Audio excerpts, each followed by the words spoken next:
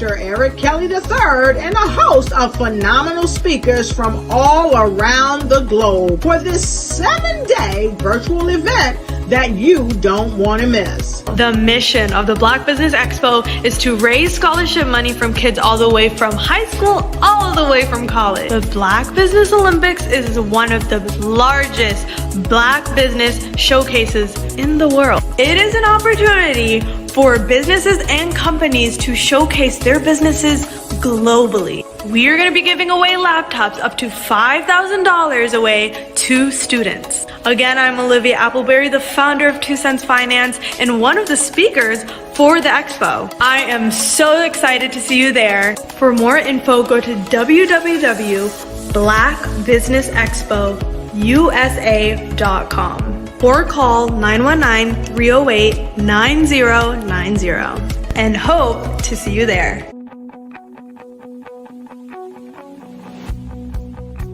I am Black business.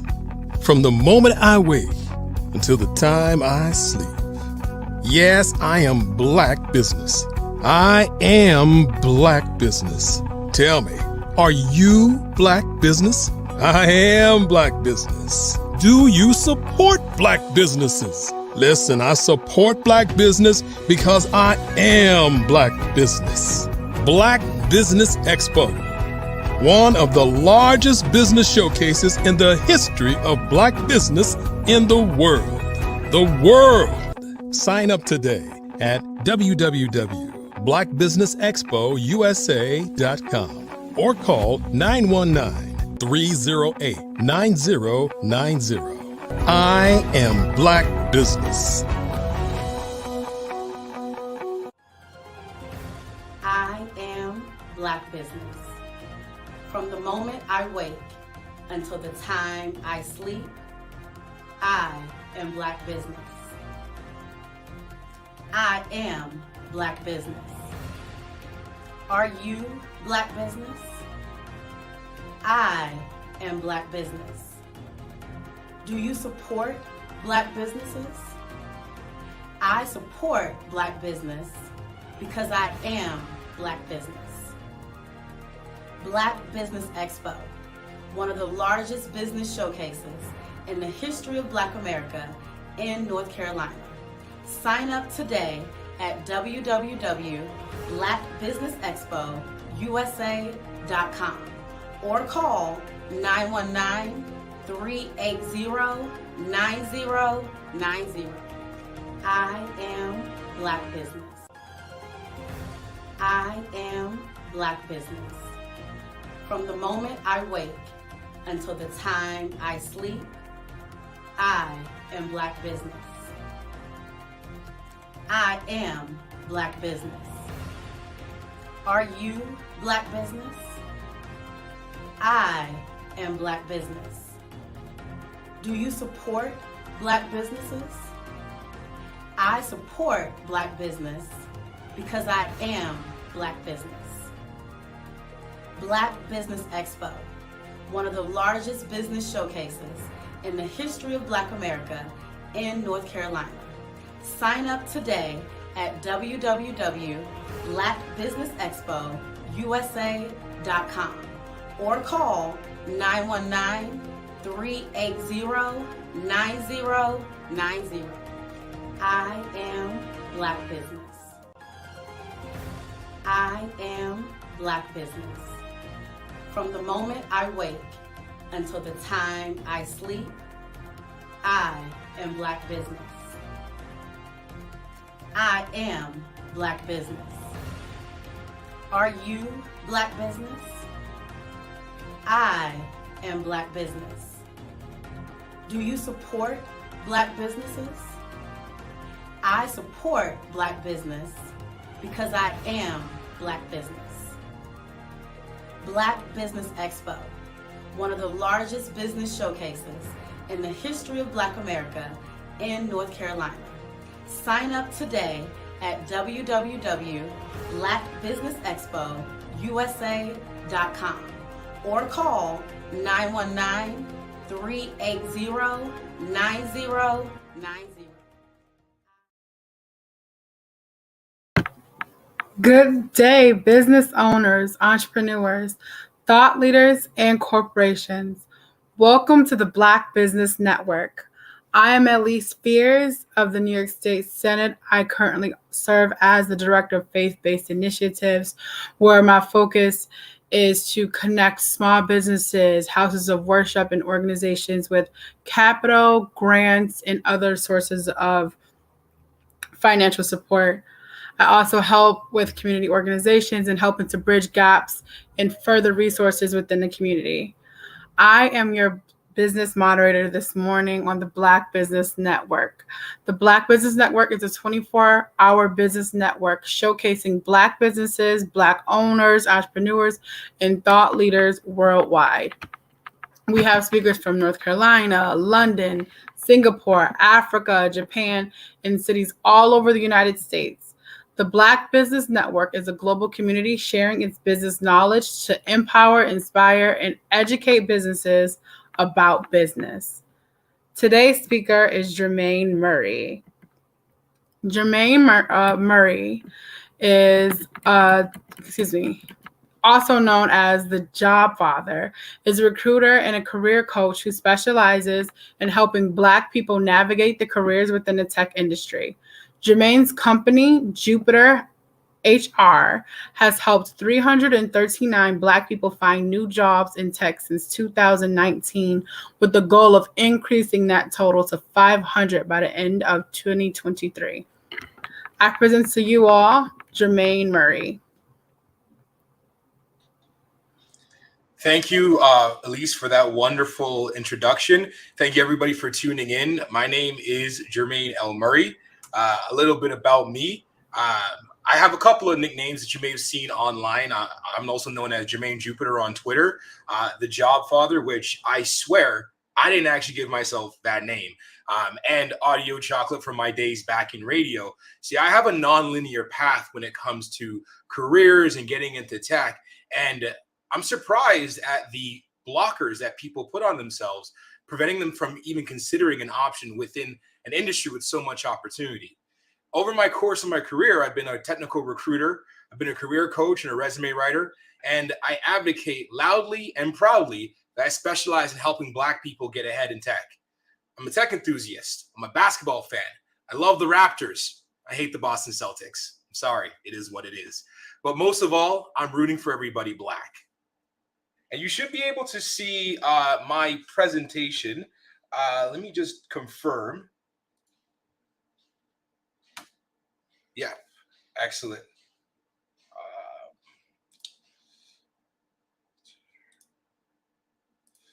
Sorry, a little technical difficulty. So our mission here at Jupiter HR is to help as many Black people get jobs in tech as possible. And it's quite simple because tech is an opportunity. Tech is an industry that has the most flexibility and the lowest barrier of entry to a great quality of life, in my personal opinion and in my personal experience. One of the things that does bother me about the way tech is set up, though, is the representation of Black people within the tech space. Back when I first started my career in the first couple of years, I came across a report put on by the Brookfield Institute and Ryerson's DMZ, a university based here in Canada, called Who Are Canada's Tech Workers? This report went into excruciating detail, displaying the differences in pay and representation among minority groups within Canada. And I found similar ones that represented numbers within the United States as well. From this report, I saw that Black people made up less than 4% of the industry in tech in Canada and less than 9% in the United States, despite the fact that both populations in the countries are way above that number. And then when you look at the actual data, I'm gonna be honest with you, it radicalized me. It infuriated me. From the tables in front of you, you're able to see that Black people, or should I say people of color, and your average white coworker usually have pretty similar numbers in terms of pay. But when you break it down into actual demographics, you see that while the average white professional might get paid $71,000, the average Black professional gets paid $65,000, and it's such a huge disparity. And I dove into the numbers more, trying to see, asking questions like maybe it's because we're lower representation. But I always saw that the lower the representative, the higher the average salary. So there was clearly a discrepancy going on. So as a recruiter, I had the opportunity to talk with different people in our community from different walks of life when it came to tech. And the observations and the data I was able to collect was startling. First, when it came to Black candidate experience, they found that more often than not, they were the only, or they were a token in the environment.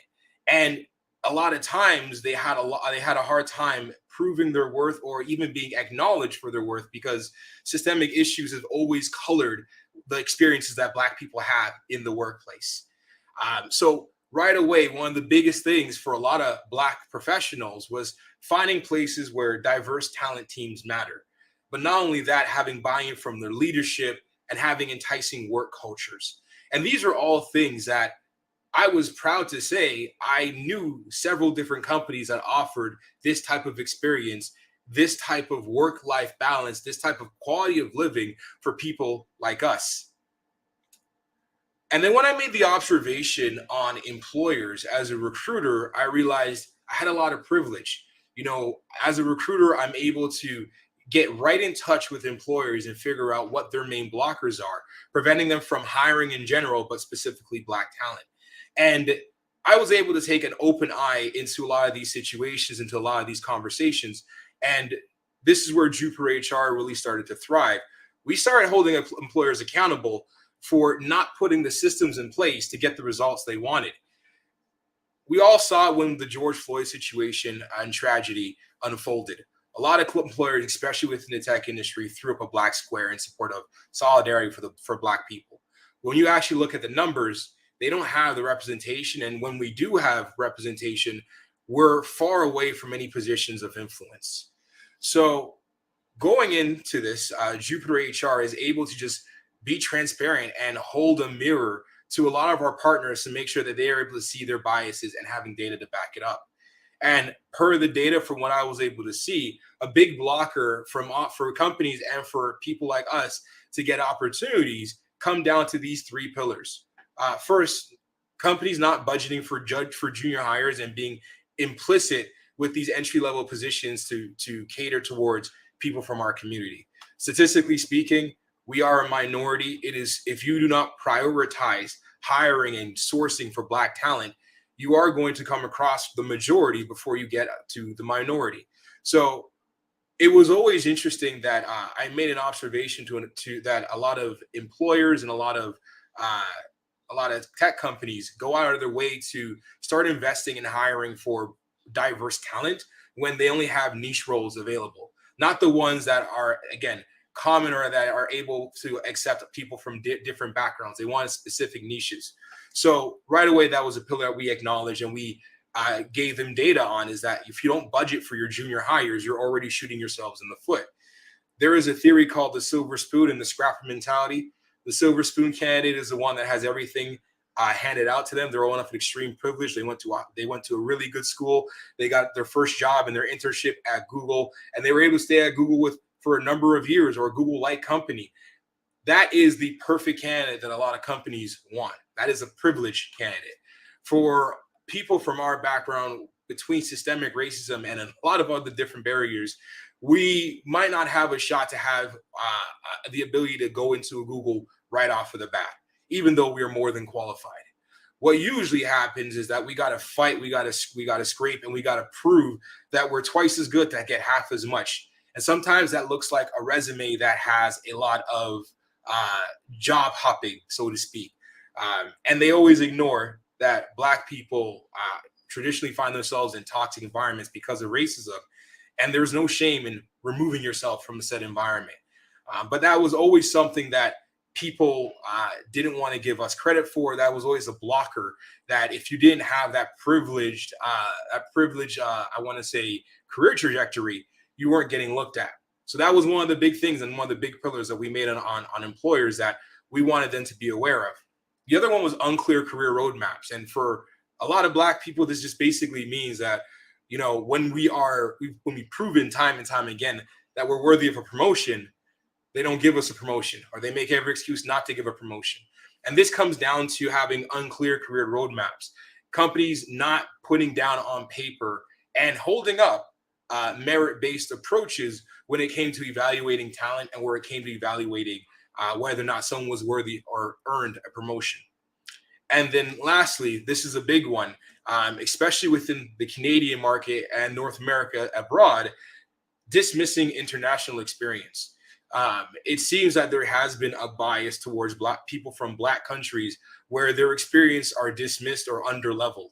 It comes down to people expecting that because some countries might not have reputations of being technical mavens or technical paradises, that the talent coming from them can't be just as good as the one they find in North American soil or even in the white countries.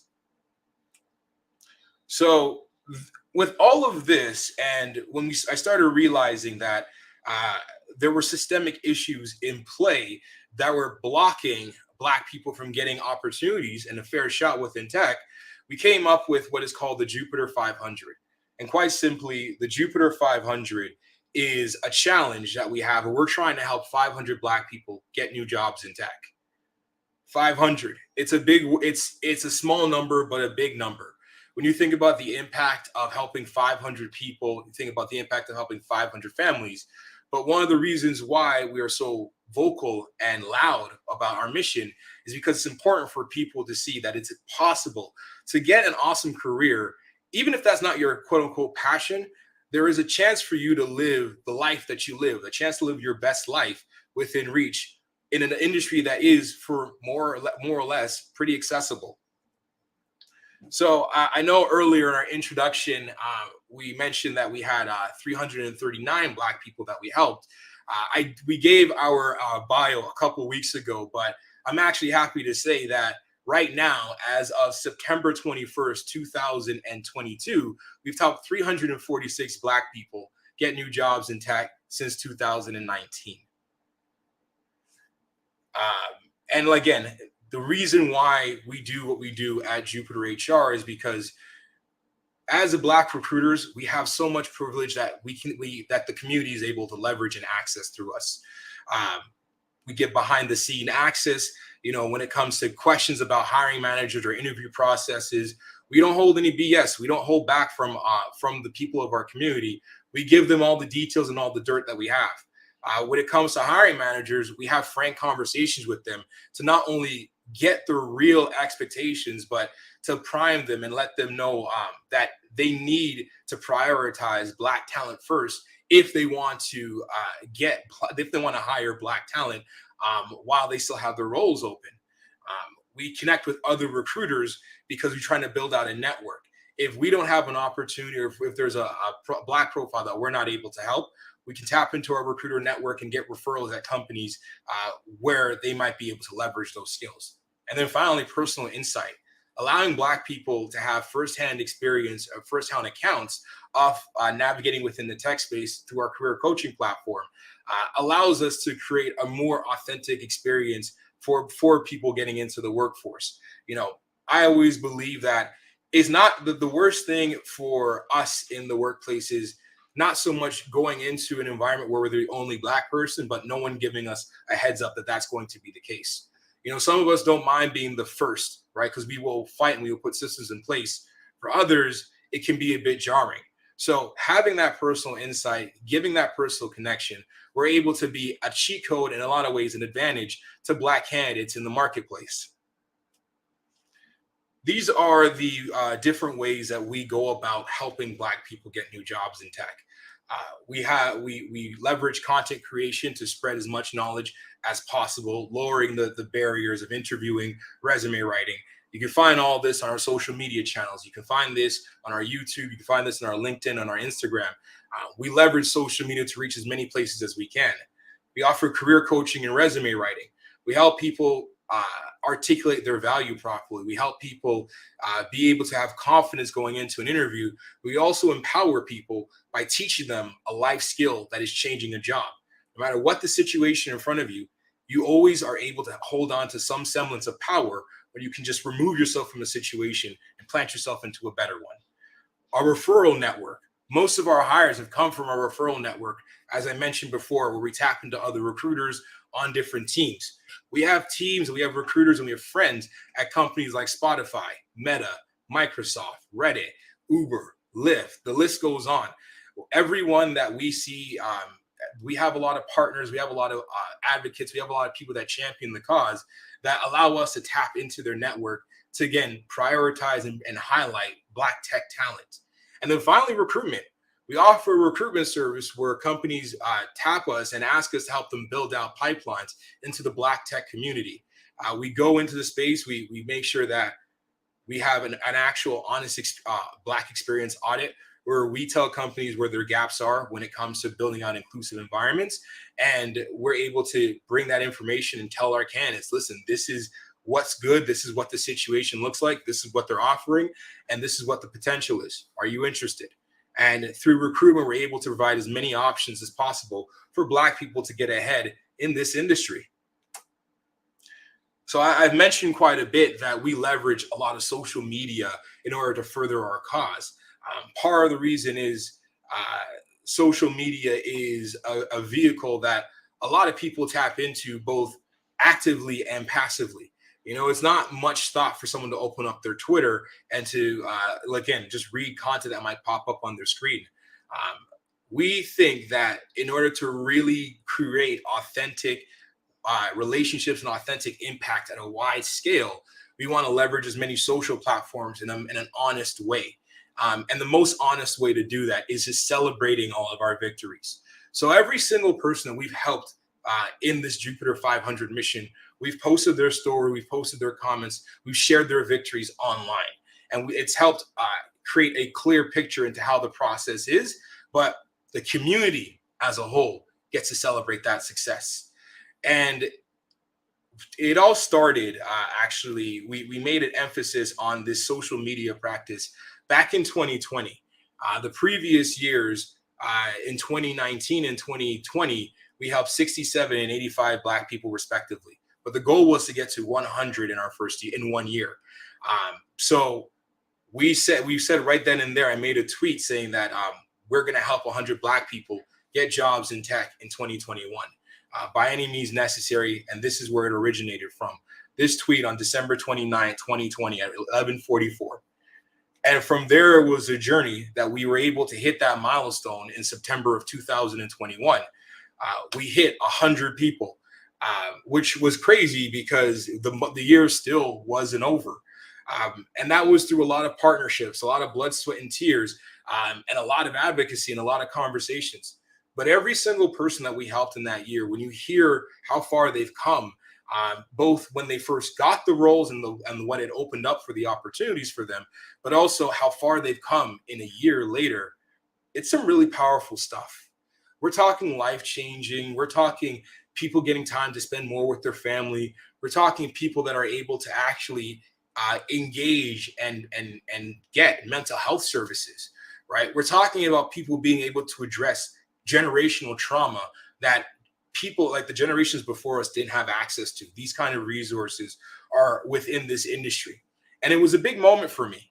And I, of course, as per the rules of engagement with the Jupiter 500, I posted it online. I wanted everyone to see that it was possible that if one person could help 100 people, what could 10 people do if they really put their mind to it? And we go about advocating for inclusive environments. And sometimes this means making statements on social media. While I had a full-time job before I went full-on to entrepreneur, I made it a point to where to challenge any company that said that they were an inclusive environment. On this day, I decided to wear a do-rag to the office meeting in a presentation in front of my VP of engineering. The company I was working with said that they were an inclusive company. They specialize in creating inclusive environments. And I noticed that it was cool for my white coworkers to wear hats to work. So why couldn't somebody wear a do-rag? And I ended up wearing this orange Dragon Ball Z velvet do-rag. And I did the whole presentation. And I was proud to share that online because the company I was working with stuck by their word. It wasn't a big deal no one cared. And other Black people at the company started wearing they felt more comfortable wearing protective headwear, protective hairstyles. There were more presentations done in do-rags. Before I left, one did a do-rag presentation at an all-hands meeting. And that's the kind of inclusive environment we want. We want people to be used to our culture. We want people, if they're going to have us work from home and be in our homes, we want them to be more comfortable with who we are so we can show up to these workplaces as our true, authentic self. And there's also resources that we share online. This thread, for instance, gave us an opportunity to share a lot of different resources. For instance, how to make a proper LinkedIn. We share our knowledge, we share these resources in order to, again, make things more transparent, how to navigate your career and your job search. This is one of our most viral threads. I think we had an engagement of over 2 million people where it's been referenced, engaged, tweeted, in some cases even downloaded and made an article.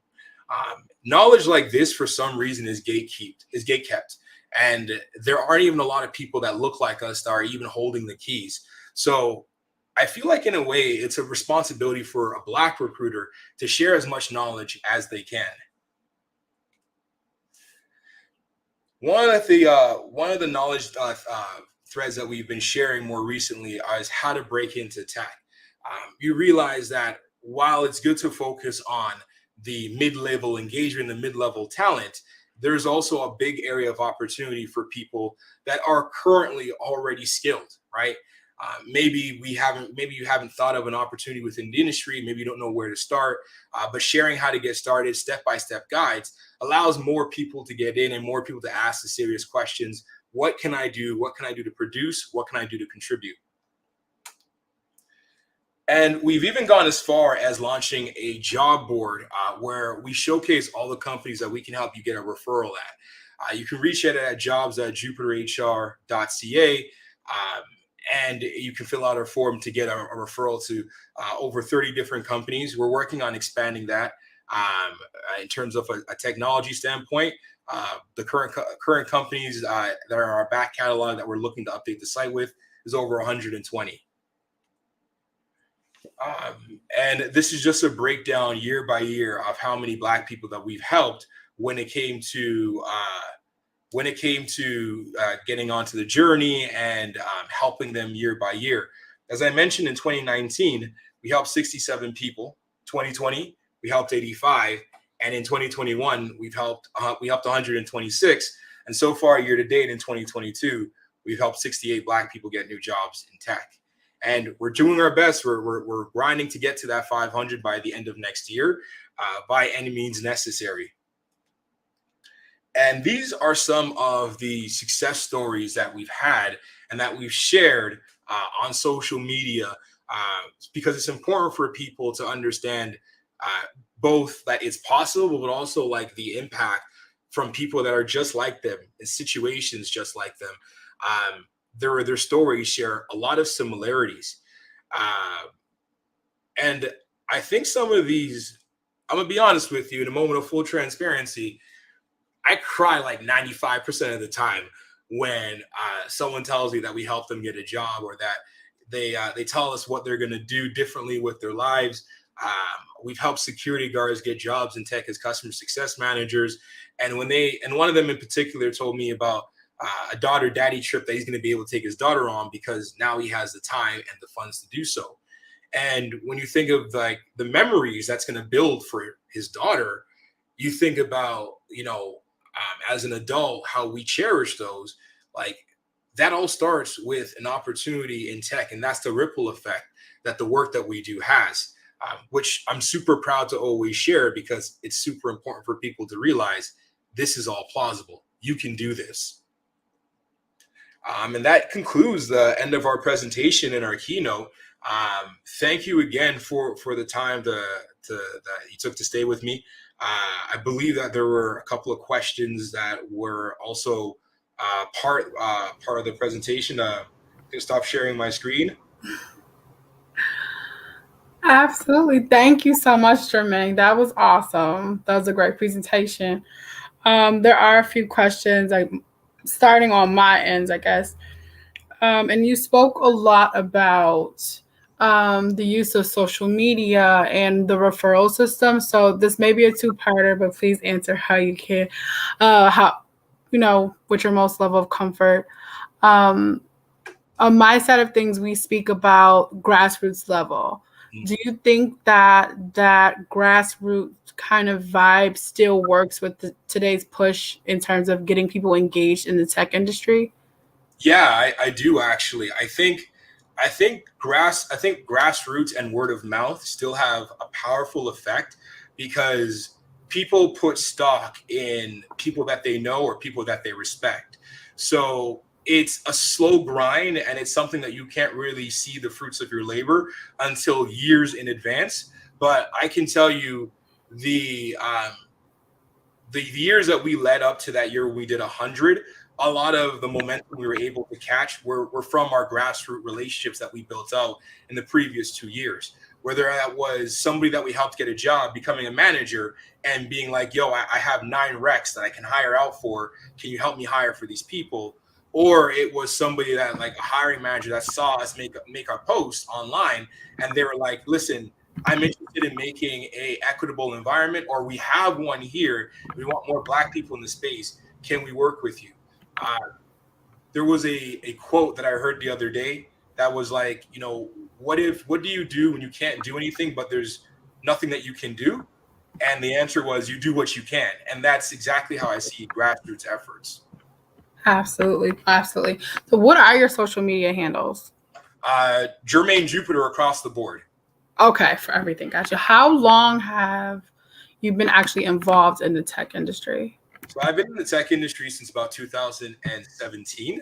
Okay. Started off as a resume writer and then transitioned to being a recruiter, and been doing both ever since. I like to say that I'm Jamaican, and we have this stereotype that we always hold like 6 jobs at a time. And when I look at my career, I've actually had 30 different employers, and some people ask me, are you afraid of like presenting yourself as a job hopper? But I found that being able to remove myself from those situations is a powerful thing, because if I don't feel good about an organization or an opportunity that I'm in, I'm able to navigate how to jump and get away from that. And that's the same thing that we preach to a lot of the people that we help, right? Even the ones that we successfully placed. If this opportunity no longer serves you, no longer suits you, you have the skills to change until you find something that does. That's definitely a millennial Gen Zer mindset. I think we've all developed. We've all grown up with that. I think having the same lecture, don't quit your job, longevity means so much, but I think you're actually touching base on mental health, which is something, again, we don't talk about too frequently. And then just almost some sort of a segue with that is, how do you see Jupiter HR being beneficial or even influential in terms of getting more Black people involved and the connection between Jupiter HR and the Black Business Expo scholarship? What is the link and the benefit? I think the benefit, first and foremost, is just awareness. Being able to just see yourself in these positions and being able to know where to look to see the benefits that come with being in this type of industry is one of the biggest things that we can do. I always think about the fact that I went to school for journalism and I'm not doing anything related to journalism, and it's like a lot of people kind of are in that situation where they just had to choose something. They just didn't know their full options. So that awareness immediately gives people a path, or at least the skills to figure out the proper discernment on how to do their path. With the connection with the Black Business Expo Fund, it's these type of organizations that also empower people. Not only is it about awareness, but it's also about putting people in the position where they can take advantage of resources to help them get ahead. And whether it's the fund or whether it's the platform, the connection here is a community of support. right? Absolutely. I mean, definitely having that level of support community means so much, and I think that's in any capacity, because without having that uncle or aunt, the community uncle and aunt, you kind of you don't have those pushes that are necessary to move forward. So community definitely holds a lot of weight in terms of getting anybody, especially our young people, uplifted, get them the resources that they need. Community holds a lot of stock in terms of moving forward. Sometimes things come down to accessibility, right? So with tech, I know you said that there's a limited amount of Black people that are involved in the tech industry. And then with all of your work with recruitment and engagement, what are some of the barriers that you've seen? Man, it's a lot. So the first thing is bias from hiring managers and bias against Black people in the recruitment process. And the unfortunate thing is that there are so many ways people decide to be biased against us, and so many volumes of intensity. It could be something as petty as somebody seeing a quote unquote Black name and having like a negative connotation or a negative reaction to it. It could be people have said that like they didn't know I was Black over the phone because of the way that my voice sounded. And I always used to get the surprise, right? It goes as far as deep as like I say this in every professional or corporate setting that I'm in. I ask other Black people, you know, when you compare yourself to your peers, or you compare, you know, other Black people that in your network that you know to their peers, do you find that the Black people tend to be, you know, either be a bit more overqualified or have a bit more qualifications to their name, to their resume than their like non-Black peers? And the answer more often than not is yes. Yes. I think, you know what's really like a really sad realization that I've had, especially the more I've gotten on social media and the more Black people I've talked to across the globe, is how different but universal the Black experience is, right? Because I could tell people, unless you are from like a predominantly Black country, I can tell people from I can have the twice as good to get half as much conversation with a Black person in Paris as I could in England and Canada and the United States, right? And in some cases, even islands in the Caribbean, because colorism and leftover from like colonialism are still in play. So it's like, absolutely. And like, these are the barriers that we still have to kind of overcome. And I would also say it's like, it's very easy for a lot of Black people to get burnt out. They get burnt out in the workplace, both because like you get constant workload thrown on you, right, without adequate compensation, but also it's super frustrating to try and move up and get stopped by a glass ceiling time and time and time and time again. And it's a story as old as time that Jerome got passed up for Brad, even though Jerome has the stats, has the wins, has the experience to back up that he was a better fit than Brad. And in some cases, Jerome even had a better interview than Brad. But Brad is Brad. But Brad is Brad. How do you deal with burnout? And also, how do you deal with, what's your mechanism for dealing with those situations of getting passed over for those jobs and positions in which you're overqualified for? How would you help somebody kind of navigate that realm of exhaustion? This is where some people have called me controversial. I tell people that I have a 3-strike rule, right? The first time I ask for a raise or go for a promotion, right? That's me being upfront and telling them that I deserve more than what I got. The second time I'm having this the second time I ask them, I'm already interviewing and I've already applying for different jobs. And the third time I have this conversation with them is them countering me because I'm already gone to an opportunity that's going to pay me more. And the sad reality is that 85, I want to say, and I'm just pulling this number out of thin air, right? But okay. 85% of the time, when you move on to a new opportunity, you get paid more than what your company would have offered you in a promotion or even in a counter offer, right? And that's not even talking about the emotional labor that comes with a counter offer of now you having a target on your back. Your employer thinks that you got one foot out the door, and there may be lingering animosity between you and your manager because you were forced to bring things to a head, right? At that point, does the extra money justify the toxic workplace environment that you may or may not have put yourself in? So I always encourage people to be vocal with what they want in the workplace, because that is you giving your employer an opportunity to meet or match what you're asking for. But never wait on them. You should always explore your options, because statistics show in actual like articles, I believe the Louisiana State University published an article saying that you do get more money when you move to another job. And if you talk to anybody that has claimed that they've doubled their income in a year, 90% of the time it's because they picked up a new employer. Got you. Definitely. So stay open. I would say, to make it short, stay open, be able to jump and move, but don't stay stuck, you would say? Exactly. Stay fluid.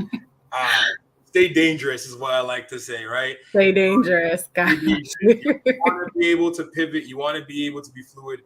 Oh, you should look at your career as an overarching thing, right? Like, you should have an end goal for what you want out of your career, and every single employer, every single piece of work that you pick up, every project that you do is supposed to get you towards that goal, right? And, maybe the goal is entrepreneurship. You want to open up your own thing. That means you're trying to learn different things in your working environment. Maybe your goal is to be a people leader. Maybe your goal is to be a senior leader, right? Maybe it's just being in this game long enough where you can just buy a house, right? But you should always have an end goal, because that's what's going to power your discernment, right? That's what's going to allow you to be like, is this opportunity a good opportunity for me, right? Does it address my goals in the long term? Does it address my goals in the short term? Does it favor one over the other? And when you have these questions in play, nobody can play in your face in your career, right? Because it's as easy as like, all right, the way I look at it, the second you ask for a raise and you don't get a raise, your values and your goals are misaligned with your employer, right? Because that's the most straightforward one. So you need to find an environment or a situation that is aligned with your goals. And like, come on, let's be honest. Inflation's high as hell right now. Like, I'm just gas has gotten better. Gas has gotten better, but yes. I don't know about you guys, but the price of meat over here is crazy. Like bacon is up at an all-time high. Like we need the proper compensation. Yes. And I like to say, don't be comfortable with complacency. So that definitely aligns with what you're saying. Can you walk us through, let's say somebody's fresh out of school. Can you walk us through some ways in which this individual may be able to jump into the tech world? Yeah. So first things first, you want to understand what you want to do within tech. Let's say there's somebody that, let's say that this person was like me when I graduated school. I had a journalism degree. I had like an internship at a radio station, and I had no prospects for a job, right? I'm an English major, so I already suck at math. So coding is off the table for me. What could I do? Well, if I was talking to that person today, I would say you need to look at your skill set and like what you as a person feel comfortable doing, right? I would say like you got a big mouth, so you're a talker. So it sounds like you need a job that you won't get in trouble for talking in, right?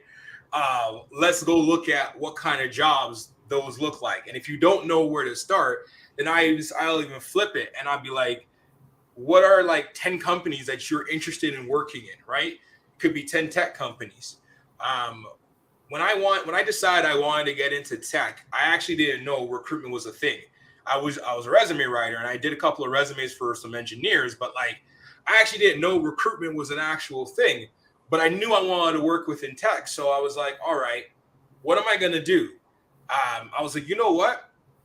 I'm going to make a list of the top 10 tech companies that I want to work at, right? And the number one company I put on there was PlayStation. Yeah, I put PlayStation because I said to myself, I am really tired of like playing the Hunger Games to get a PlayStation. I want to make sure the next time a PlayStation drops, I can just get one for free from the company because I work there. So I go on PlayStation's website and I'm like, all right, I'm going to look for jobs that focus on communication skills because I got a big mouth. I love to talk, right? I saw stuff for sales. I saw stuff for project management. And then I came across a senior technical recruiter job posting. And I actually still have the same job posting years later saved on my desktop. And as I was reading the posting, I was like, damn, a lot of the stuff that they're asking for I can do. And the stuff that I'm missing, if I just go get the experience for the stuff that I'm missing, I could get a job at PlayStation, right? And the thing that I was missing was 5 years experience of actual technical recruiting. So then I researched what is technical recruiting? How do you get your first technical recruitment job? And that led me down a path where I was interviewing at agencies, where I was interviewing at tech companies, and I got my first start as an agency recruiter. And I knew I wasn't going to be in that company for long, even though they were like, yo, people retire here. And I was like, not me. I'm trying to get the PlayStation. And side note, spoiler alert for the audience, I still had to do the Hunger Games stuff to get the PlayStation 5. Like, it was a struggle. But I got the technical recruitment experience, and that career opened up so many doors and paths for me. And now I'm an entrepreneur that I help people find their career paths. I didn't get the chance to work at PlayStation, but I think I can live with it. Okay. It can also be one of your 6 jobs. So, There you go. Don't get rid of that bullet point just yet. But in terms of bullet points on resumes, I think a lot of people get stuck on how descriptions are given when jobs are posted online in different databases. So like many a times when we're expressing ourselves to our colleagues, we all make mention and note that the manner of which Black people or African Americans communicate is different. So in that same note, the way we read things are slightly different. Do you think that the verbiage that's sometimes presented can act as a barrier in terms of how we apply and go after jobs or even further in our education? Yeah,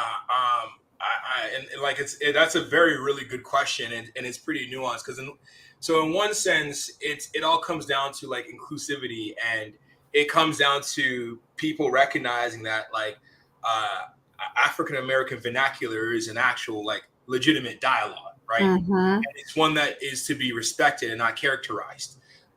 Which unfortunately, if you look at like the TikToks and even if you're looking like in Hollywood, a lot of people like go out of their way to like, make a caricature of like Black culture, which I hope they burn in hell for. But that's just between you and me. But when it comes to like the employment space, we have a thing called code switching, which a lot of people find exhausting, where we talk white. I'm from a Jamaican household. My mom is a Jamaican immigrant, and she can turn on her patois just like that. She can turn it off, and she turn it on, and like you knew she was angry when she was like in the white environment and she spoke in the patois, right? But it is exhausting to keep up that facade. If you've watched the film Sorry to Bother You, that in itself goes into detail about like the labor that comes with code switching and talking white. Any Black person that's had a sales job where you're talking over the phone knows what the quote unquote white voice is and knows why we put the white voice on. So it is exhausting, and it is another barrier. And I would say that one of the things I appreciate about tech is that because we have constant conversations around diversity, equity, and inclusion, DEI, and what it actually means to be inclusive, you're finding that people are more and more comfortable engaging in that type of vernacular and that type of language. Again, I cite the company I was working at, Well Simple, where I wore the do-rag for my presentation. I remember, like, I just started feeling so natural in myself that I actually started saying "mandem" in my presentation, and that's just normal Jermaine thing. And that level of comfort is what people need in the workplace, to be able to just speak as they normally do. I agree. I actually arrived at a place where I can be comfortable and communicate how I need to. So I don't have to worry about code switching so much. When I do casework, I definitely use it, and I have my phone voice. So I understand exactly what you're referring to. I think that we have to arrive in our places where we work, or even where we attend school, that we shouldn't have to switch, but everybody should be able to be comfortable and be able to communicate in a way that's relatable. They definitely understand what we're saying and what we're attempting to put forward. That just may be something that people aren't willing to admit, I guess.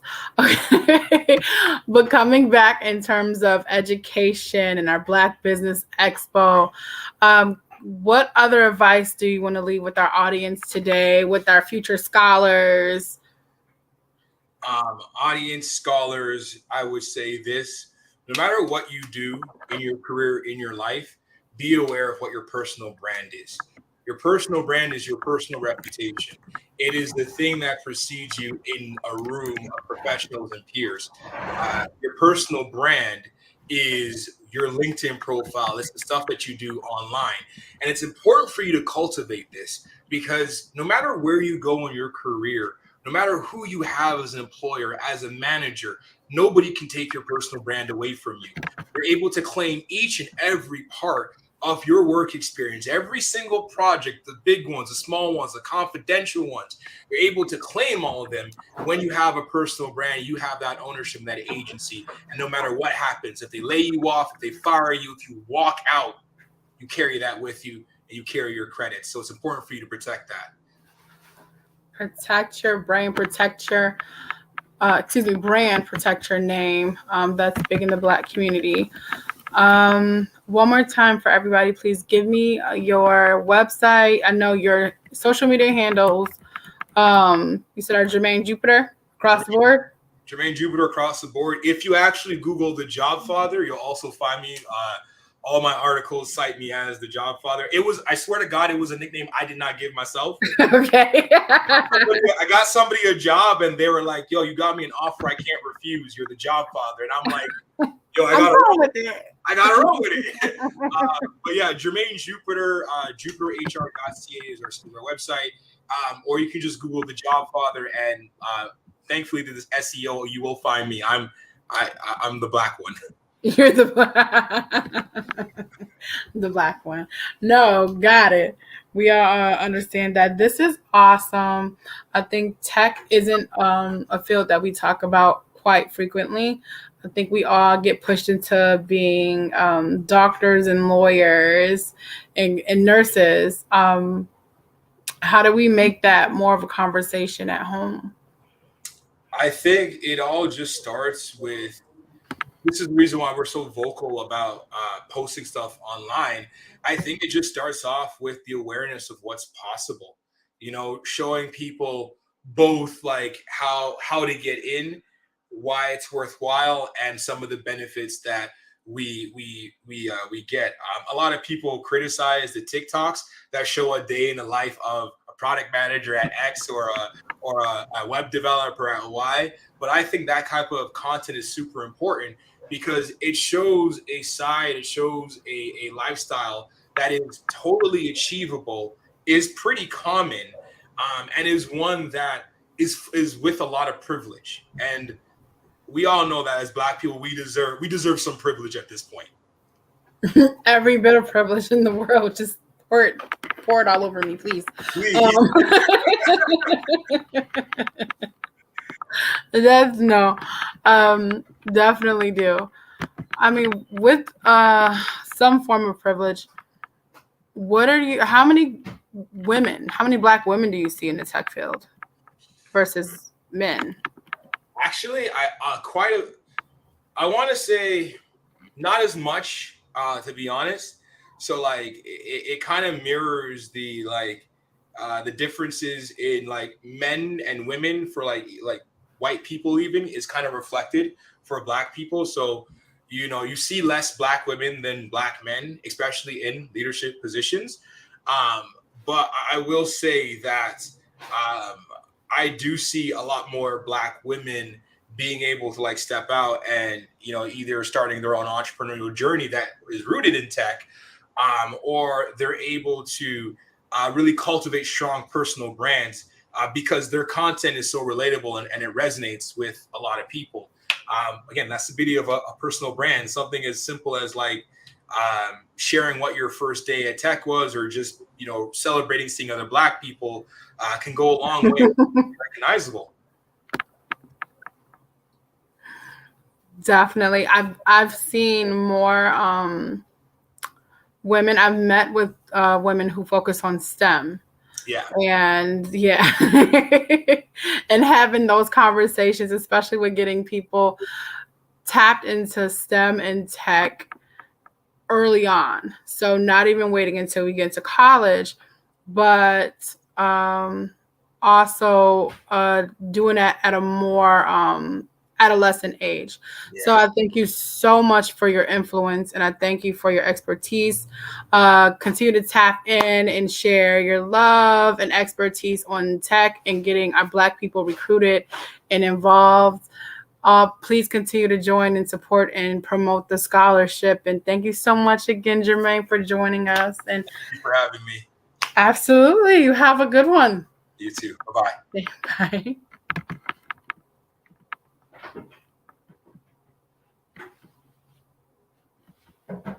Awesome. Genius is coming, and I'll see you on the other side. The Black Business Expo's mission is to raise funds for high school seniors going to college or K-12 entrepreneurs. This expo is a fundraiser for students Students may register at www.blackbusinessexpousa.com. If you're looking to donate, again, please visit that website, www.blackbusinessexpousa.com, or use the Cash App at the bottom of the screen here, $BBXUSA. Our goal is to give laptops and up to $5,000 to 10 students. Students can register online at www.blackbusinessexpousa.com. Every dollar counts. So we want to remind you to donate to the scholarship fund. We want to thank our Black Business Expo USA sponsors for September 2022. First Atlantic Insurance Group, Creative Force Studios, First Financial Securities, NC100, Carolinas, Virginia Minority Supplier Development Council, The Breathing Experience, Margie McLean Foundation, Work the Thing Supplements, Live Shackle Free, Nubia Media, Black House Media Group, 5-Star BDM LLC, Black Multiverse Enterprises, Technical Consulting, Carthon Consulting Group, Lotus Ritchie Ignites, Uniquely Different Enterprises, Career Communications, STEM City USA, Artistic App Design, I Define TV, Lee Entertainment, Genius is Common, Black Business Expo USA. Genius is common, and I'll see you on the other side. Hello, my name is Kiasi Helm, and I'm 14 years old. I think my genius would probably have to be setting goals and achieving them. I say this because ever since I was young, I always wanted to be an author, and at age 11, I ended up achieving this. But not only did I end up becoming an author, I ended up becoming a public speaker, a publisher, a business owner, all these great things. The name of my business is Written by Kids Publishing Company. I decided to start this company because I thought it was important for me to help kids my age express themselves through literacy and just achieve their own goals. Because to me, achieving goals is the best thing in the world to feel. It's you just achieving things and aspirations that you set for yourself. And I know that everybody is capable of this because even if you don't end up achieving the goal, you still tried your best, and that's the most important thing. And everybody is capable of this because genius is common. Thank you.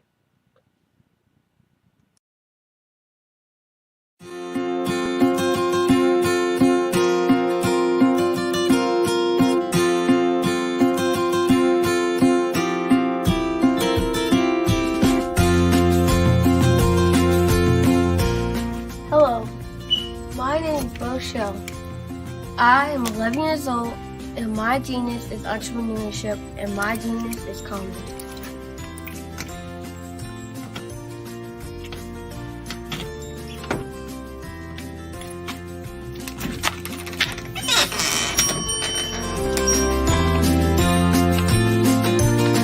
I have been hard at work, and my genius since the age of 8 when I asked my parents to buy me an ice cream cart for my 8th birthday. Why?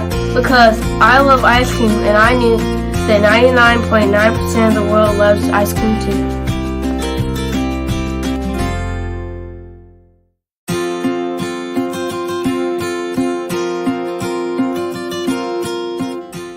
I started my business because I wanted to make my own money, give to my school's missionary, help my family, and buy my own toys.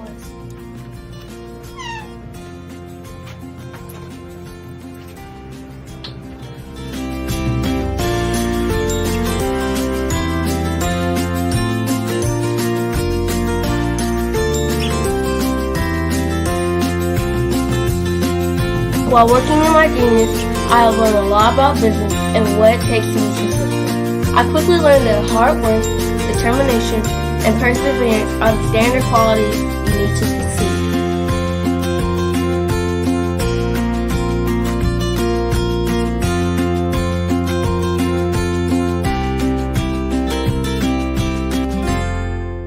However, in my 4 years as a business owner, I have learned things that you can't learn from a book, like the true meaning of customer service. Great customer service is how you sincerely say thank you to each person who spends their money with you.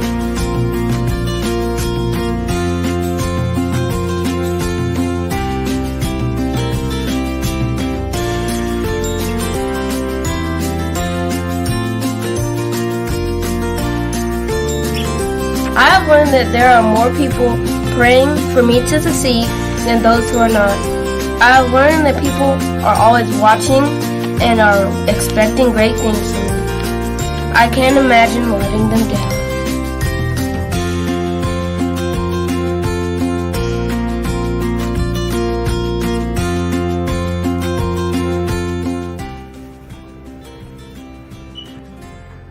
I have learned that I must lift as I rise, and that I must be my brother's keeper.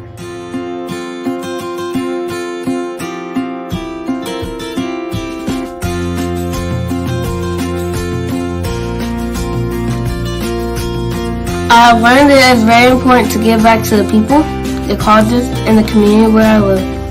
I have also learned that once I become a billionaire, I will be well on my way to becoming a billionaire and to changing the world by providing jobs and opportunities to others.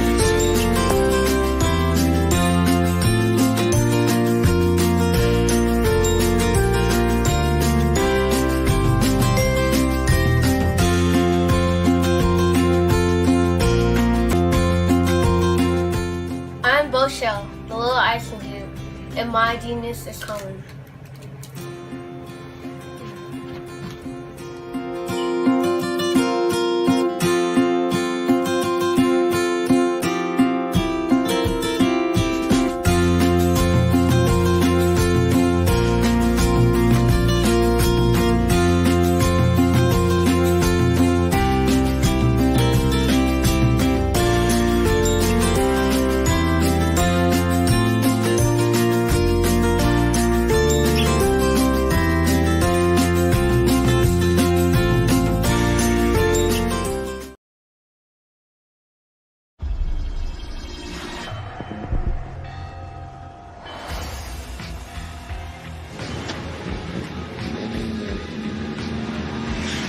La connexion.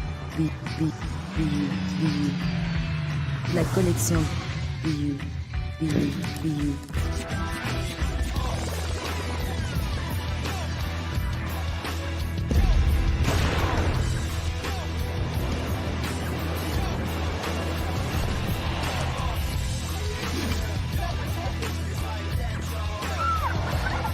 In a world obsessed with the cult of celebrity,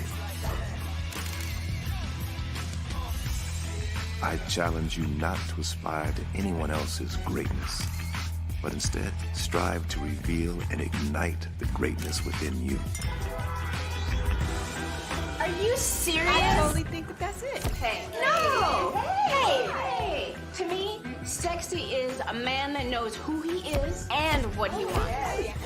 He's comfortable. You look at him, you see him, he's just comfortable being himself. And you're like, baby, be you. Be you, baby. Just be you. I like it. Introducing the BU collection, exclusively available at K&G Fashion Superstore.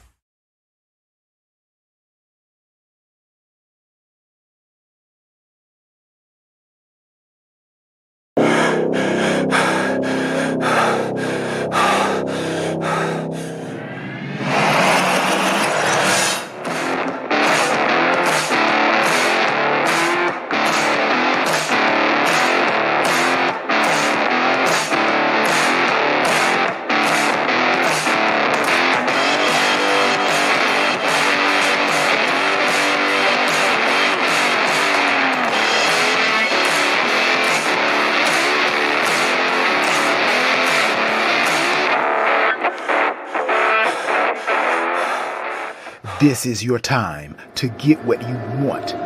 Go work that thing with Work That Thing supplements.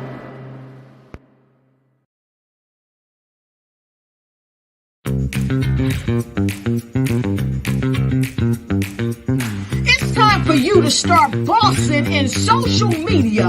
For all your social media needs, you've come to the right place at the right time to get your website designed, landing page, social media platforms, and get the training you need to get in front of the people that's ready to buy your products and services. Let me train you with StreamYard, Zoom, Clubhouse, and much more. And let me help you get your virtual professionals, not assistants, because assistants can only assist you, but the virtual professionals can give you that professional flavor that you need to expand your reach and increase your revenue. Jump on in and get in where you fit in and start bossing today.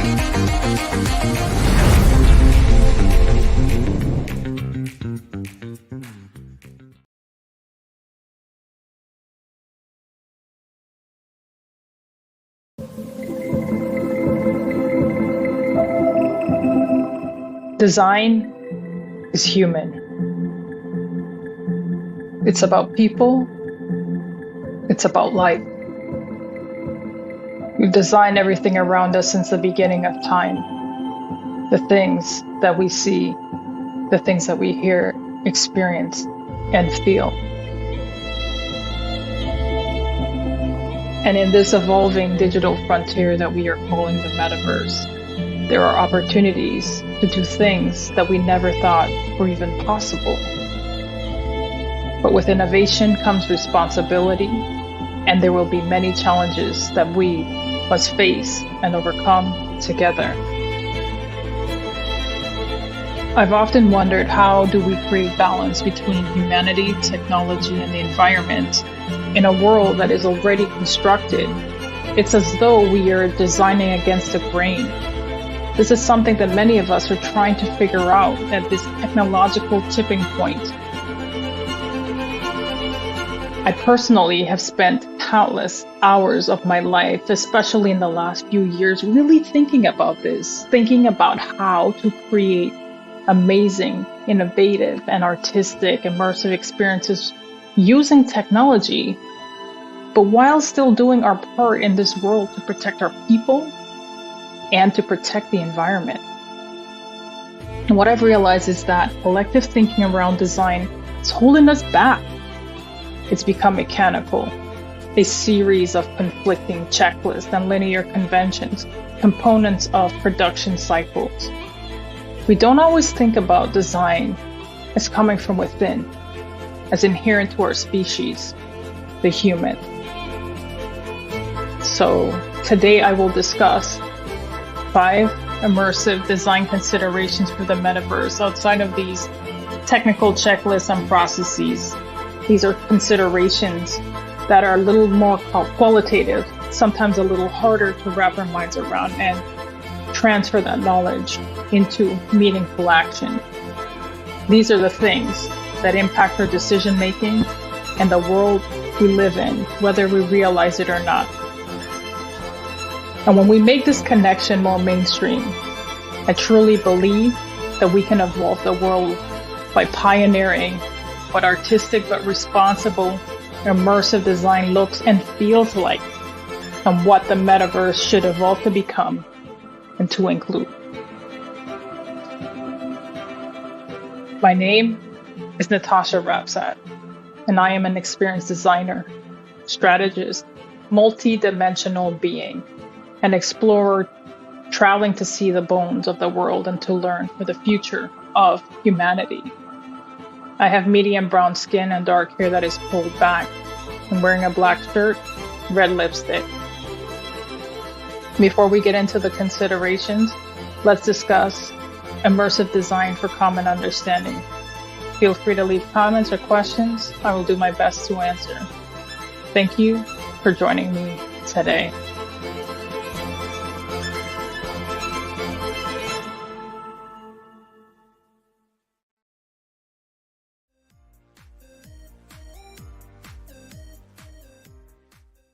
Five-star BDM, Brand Development Masters, is a professional consulting and advisory group keenly focused on business development services for the small to mid-sized business and entrepreneurs. Although every business is unique, they often share business development challenges that can be addressed through smart branding. Services include process improvement and operations, digital strategy and transformation, business intelligence, digital marketing, and personal branding. Our business and personal branding company has helped a number of professionals and organizations to optimize and grow.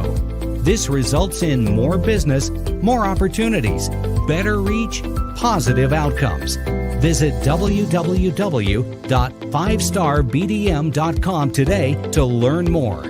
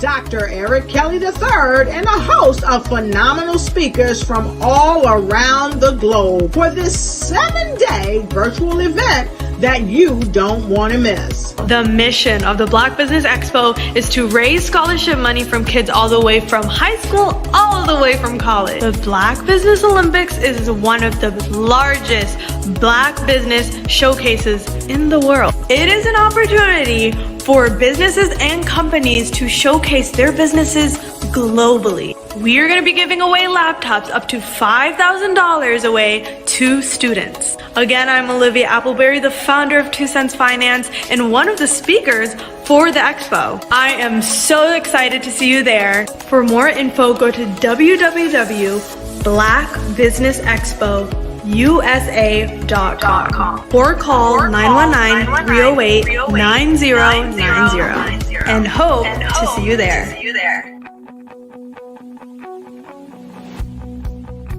I am Black business.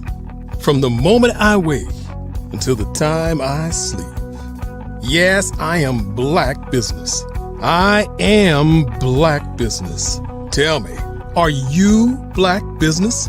I am Black business. Do you support Black businesses? Listen, I support Black business because I am Black business. Black Business Expo, one of the largest business showcases in the history of Black business in the world. The world! Sign up today at www.blackbusinessexpousa.com or call 919-308-9090. I am Black business. I am Black business. From the moment I wake until the time I sleep, I am Black business. I am Black business. Are you Black business? I am Black business. Do you support Black businesses? I support Black business because I am Black business. Black Business Expo, one of the largest business showcases in the history of Black America in North Carolina. Sign up today at www.blackbusinessexpousa.com or call 919-380-9090. I am Black business. I am Black business. From the moment I wake until the time I sleep, I am Black business. I am Black business. Are you Black business? I am Black business. Do you support Black businesses? I support Black business because I am Black business. Black Business Expo, one of the largest business showcases in the history of Black America in North Carolina. Sign up today at www.blackbusinessexpousa.com or call 919-380-9090. I am Black business. I am Black business. From the moment I wake until the time I sleep, I am Black business. I am Black business. Are you Black business? I am Black business. Do you support Black businesses? I support Black business because I am Black business. Black Business Expo, one of the largest business showcases in the history of Black America in North Carolina. Sign up today at www.blackbusinessexpousa.com or call 919-380-9090. Hi, I'm Elise Spears. I am the Director of Faith-Based Initiatives with New York State Senator Tim Kennedy. I specialize in connecting small businesses, houses of worship, faith-based leaders, as well as community organizations with grant opportunities. And I also specialize in bridging gaps and connecting community members with various needs and resources. Our next speaker is Tamisha Thomas. Tamisha Thomas is the founder of the TMT Youth Community Foundation, a nonprofit organization that trains young people and exposes them to science, technology, engineering, arts, and math curriculum. Her marketing genius leads her into schools to fulfill the knowledge gaps for children from wealth-challenged communities. Her students can be found behind the cameras in television studios and behind the pen, crafting new books. I present to you Tamisha Thomas. Hi, Elise. Hi, thank you for joining us today. Thank you for having me. Oh, this is so awesome. Welcome to the show. Genius is common, and I'll see you on the other side. Thank you. Well, hello, everyone. My name is Tamisha Thomas, and I would like to thank Black Business Network for having such an amazing platform where people like myself can come here and share knowledge. I'd like to thank Dr. Kelly and his staff, amazing team, Mark Lee behind the studios, behind the studio engineering, this all. Thank you, Black Business Network and Black Business Olympics, Black Business Expo for spotlighting people like myself. Today, I want to give you a little background about who I am and what it is that I do. My name is Tamisha Thomas. I am from Mobile, Alabama. Alabama, the cradle of Confederacy, the place where civil rights was given to the United States, the battleground for what we currently have as human rights today was fought in Alabama. And the work that I do, I feel like is a continuation of kind of what we did in Alabama in the 60s. And that is to be able to provide voice to marginalized communities, wealth challenged communities, and most importantly, our kids. That's what we do in our nonprofit. We actually now have relocated to Raleigh, North Carolina, and we sit in the Silicon Valley of the East. And some people still don't know what that is. It's amazing to me that a lot of times in marginalized and wealth challenged communities, sometimes our people don't know exactly, especially our children, exactly where they are as it relates to how a city can be chosen to be the policy of America or how it can be chosen to be the purse of America. But a lot of times our children are not aware of the communities they sit in. Case in point, I recently went to DC, and someone told me that some of the kids there that are in communities right next to or sitting around the White House have never been to the National Mall or any of the museums there or visited the White House. And so I'm totally surprised by the ability to be able to have huge resources in your community. And sometimes our children are so in the struggle and families are so in the struggle, they're not able to connect to those resources. And here in Raleigh, North Carolina, we've been chosen to be the Silicon Valley of the East. There are tons of tech companies here, tons of resources here, tons of biological companies here, tons of tech companies here. We have Citrix, we have Red Hat, we have Biogen, Apple's coming here. And so here we sit in what will be the future of tech in Raleigh, North Carolina. And sometimes our children are not connected to that. And that's why we started our nonprofit, the Team 2 Youth Community Foundation. Currently, right now, we work with our students to tell stories through a program called TMT Communications, where we give our students cameras. And we just recently inherited or quasi-inherited or about to inherit a robotics competition team that performs and competes by building robots and having those robots perform tasks. So that's what we do in our nonprofit. Our for-profit teaches businesses how to be able to connect to this new digital wave, digital transformation, digital communications, which is right now still the cheapest form of communications and marketing that exist, which if businesses understand and learn how to tap into those resources, they're able to leverage economies of scales and be able to reach consumers to sell products. So that is what we do. We distribute original films.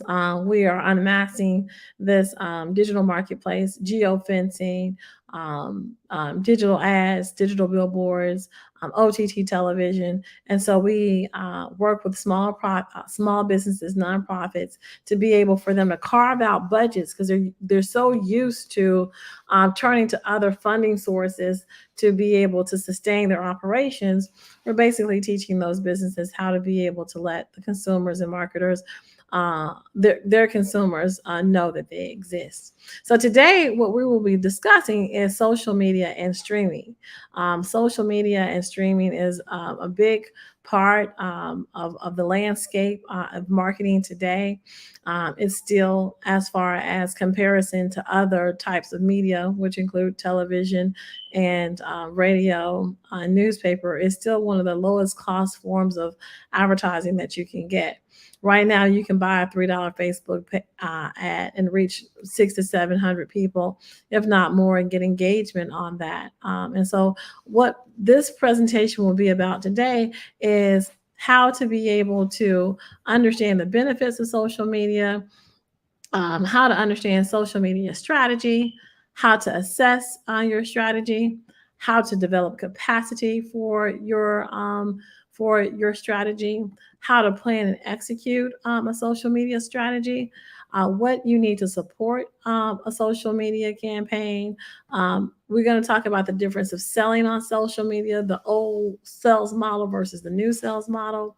We're going to talk about the members of a social media team. I can't tell you how many people call me and say, well, I've hired a social media manager. I've hired a person for social media. And I have to come back and say, but did you hire a team? Because the social media is a department. It's not just one person. And so I can't stress that enough. And we're going to tell you who belongs in that department. We're also going to talk about visual content, the types of content that you can actually put online to engage users. We're going to talk about the different types of platforms out there and kind of what each of those platforms are good for and how users engage with those particular platforms. And we're going to talk about 5 ways to sell on social media. So sit tight. And at the end, I will give you a social media checklist of what you need to do daily, what you need to do weekly, what you need to do monthly, and what you need to do quarterly to run a successful social media campaign. Now, this is information that we charge for, so you're here today. So grab your pencils and pens and let's get started on looking at first the benefits of social media. Now, you might say prior to COVID, people were just, I had that aunt and she thought I was going to hell because every day I'm on social media. And so COVID really kind of taught us that, hey, if you're not online, you're doing yourself a big disadvantage. And so that auntie now who thought I was going to hell for being on social media, well, now she's actually hosting Zoom church meetings in Alabama. So COVID really taught us that there's a huge benefit to social media. And let's go over some of those right now. The first thing that social media can do is it can help you build your brand awareness. Social media can let people know that your brand exists. It can let people know kind of what the expectations or how you present your brand, whether or not it's a funny or if it's comical, it's a serious brand. It can let people know that you exist. Usually that is the number one, the social media trends are saying that is the number one things that people are seeing within using social media. I can't tell you how many times people have come up to me and talked to me about the TMT mentees or the TMT apprentices.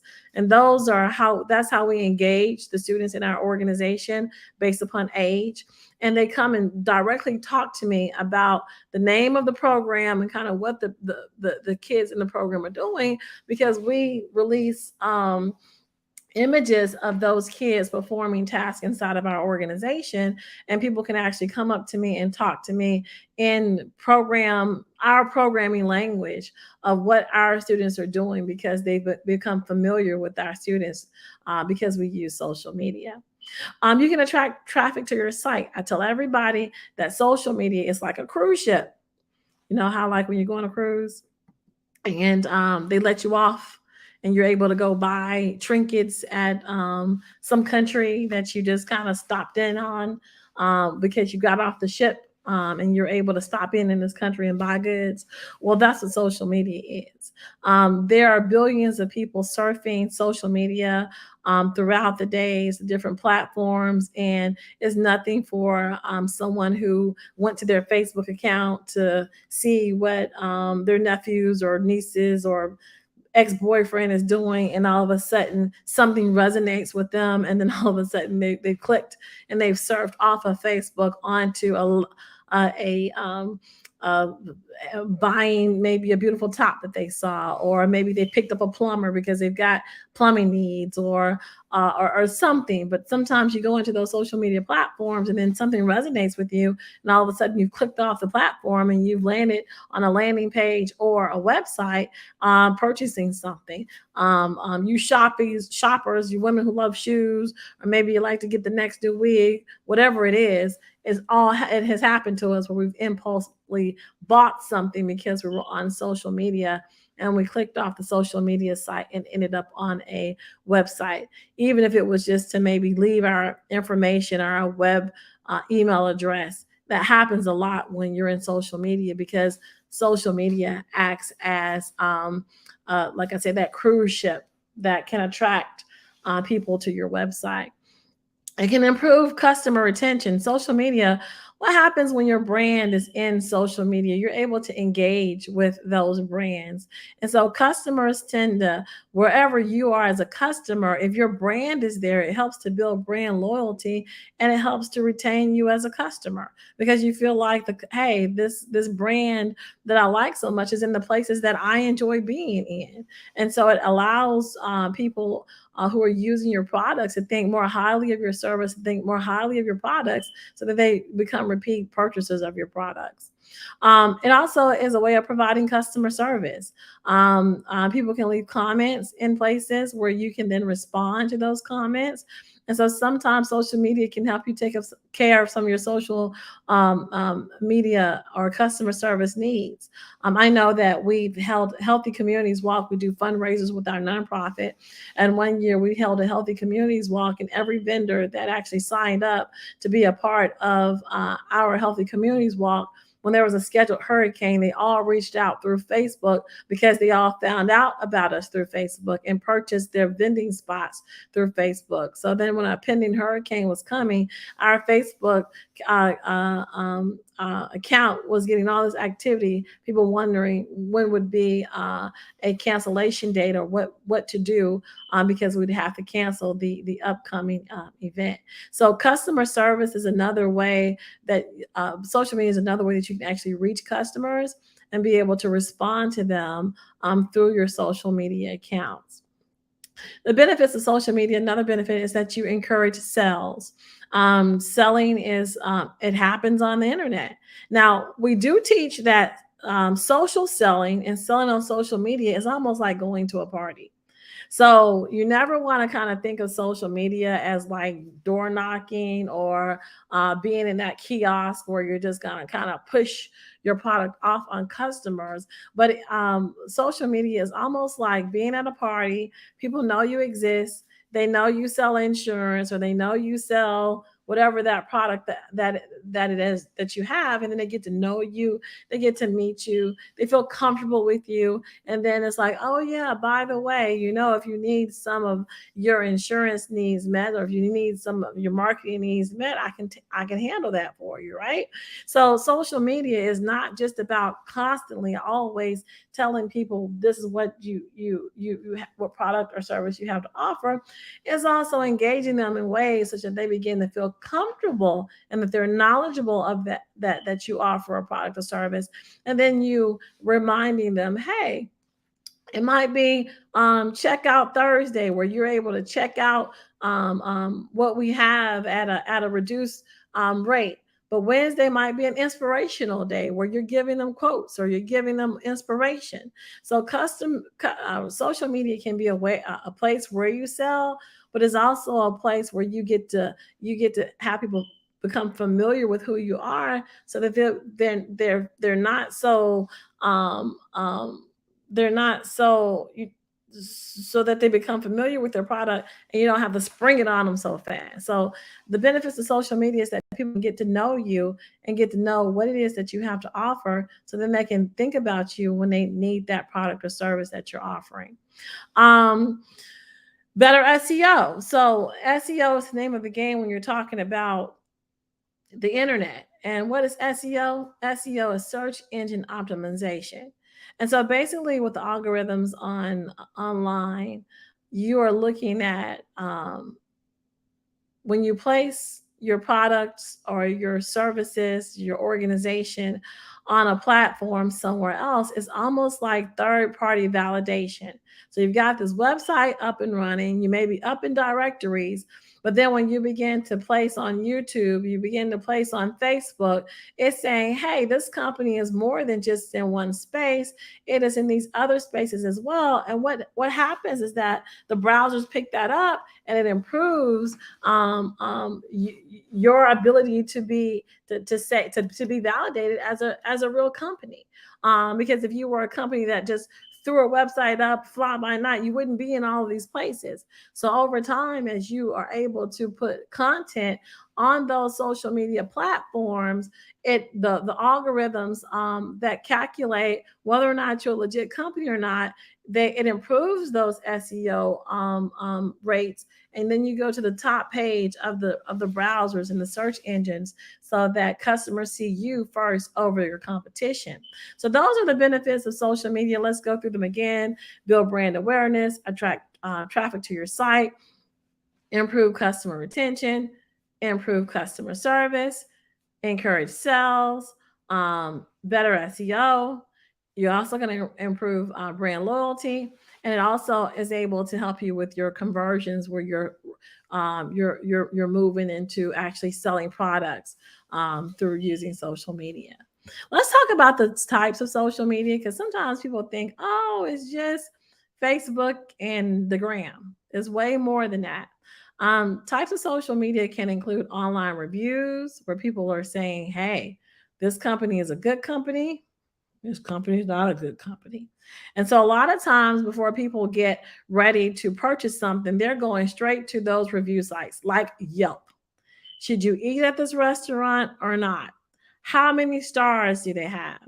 I have one friend, every time she goes somewhere, she's going to turn to those online review sites like Yelp to see whether or not other people have experienced great things with that company or business. And if it's less than 4.5 stars, she's not going to even take her money there. And so that's the type of social media that sometimes we don't think about. E-commerce. E-commerce is another type of social media that sometimes we don't think about. That ability to click off of a platform and then go buy that beautiful dress or go buy that beautiful whatever it is in some marketplace, that's also a form of social media. Discussion forums. Sometimes there are just places you can go ask questions or discuss certain things, and you can have a community of people discussing a particular topic or a particular issue or a hot button subject, and those are called discussion forums. You have media sharing networks like YouTube, where you're actually sharing media, or Tumblr, where you're actually sharing pictures.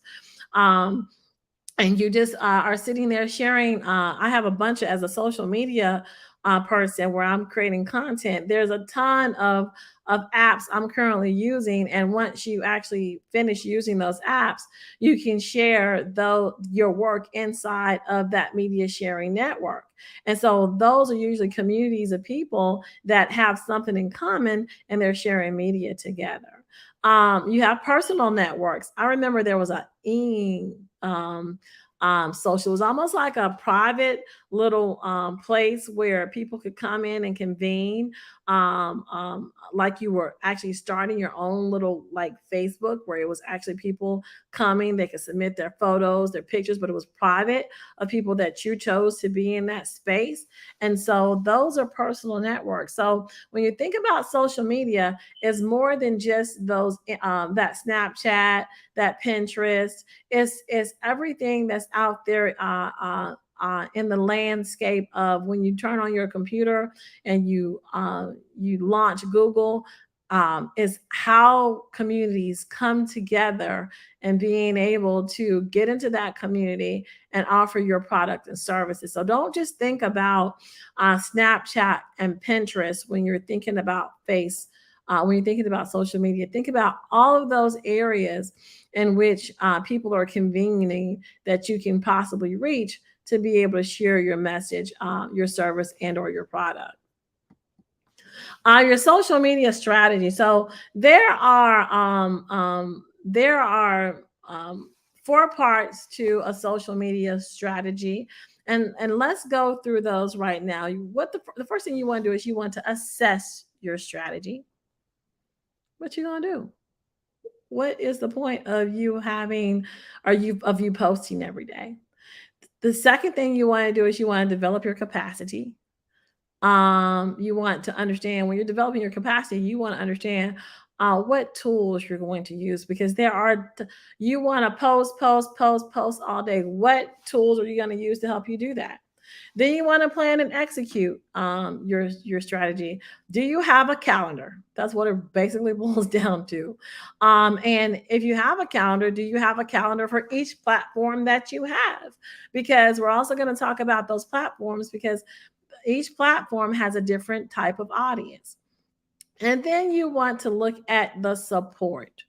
What kind of support are you going to have to get in order to be able to run a successful social media campaign? If you are working inside of a business right now, are they prepared to be able to equip that social media department with more than just one person, or do they expect for you to be able to do it all yourself? Are they going to allocate any funds outside of just your position, or are they going to spend $10,000 a year on HubSpot, or are they going to spend the $40 a month on Hootsuite? And so you want to be able to make sure that when you are planning a strategy, you are going to assess the strategy. You're looking at what tools you're going to use in developing the capacity.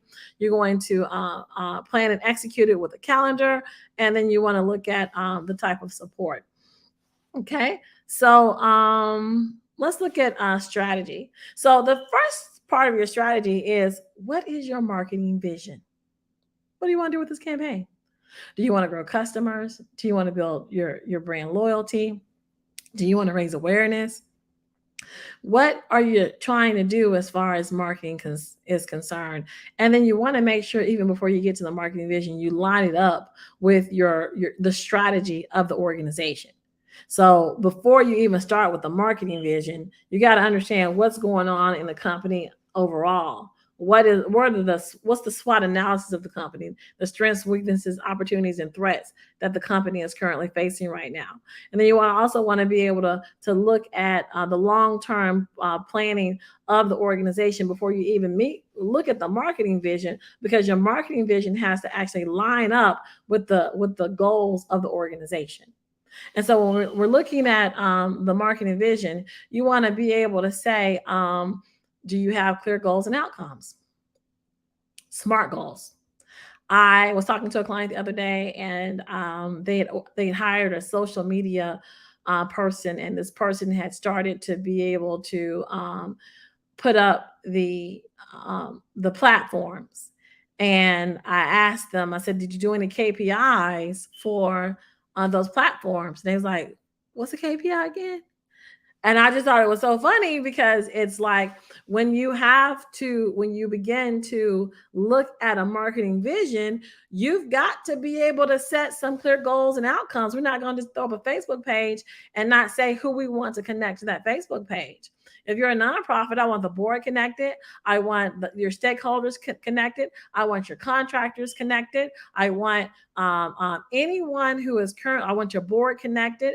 I want anyone who touches the organization and anyone who is going to help you organically reach people within that organization connected to that platform. And so what you want to do is you want to create SMART goals such that you are able to have measurable outcomes for what this marketing vision looks like. You're going to select a priority population. Why is that important? The target audience is key in anything you do. Key. Why? Because I can't craft a message if I don't know who it's intended for. And so your marketing is all about letting people know you exist. But if you don't tell me who that population is, and also creating personas of how they think, what they like to do, how old they are, I can't find where they go on the internet. So these are things that you have to do in order to be able to have a social media strategy. And then you want to select your platforms, because based upon who you say you want to target, then we turn around and say, where are these people on the internet? If we are targeting older people between the ages of 45 plus, we're probably not going to craft a message for TikTok. And so you're going to have to understand, we got to be able to plan based upon your population. So that's very, very key. So assessing strategy consists of marketing vision, clear goals and outcomes, select priority population, and selecting your platforms. Let's look at developing capacity. There are tons of social media tools. There are social marketing management tools. There are URL shorteners. There are stream platforms. There are Twitter apps. There's content curation. There's analytics.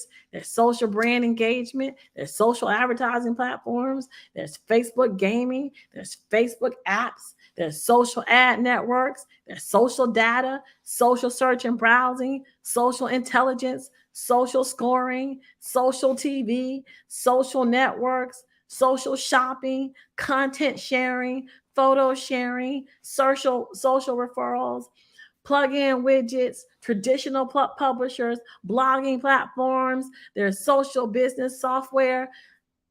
That's a lot of tools. And each one of those tools, there are like 5 or 6, 7, 8 providers of each one of those tools. What do you need for your business? And so you have to first stop and say, what tools are we going to use in developing this campaign?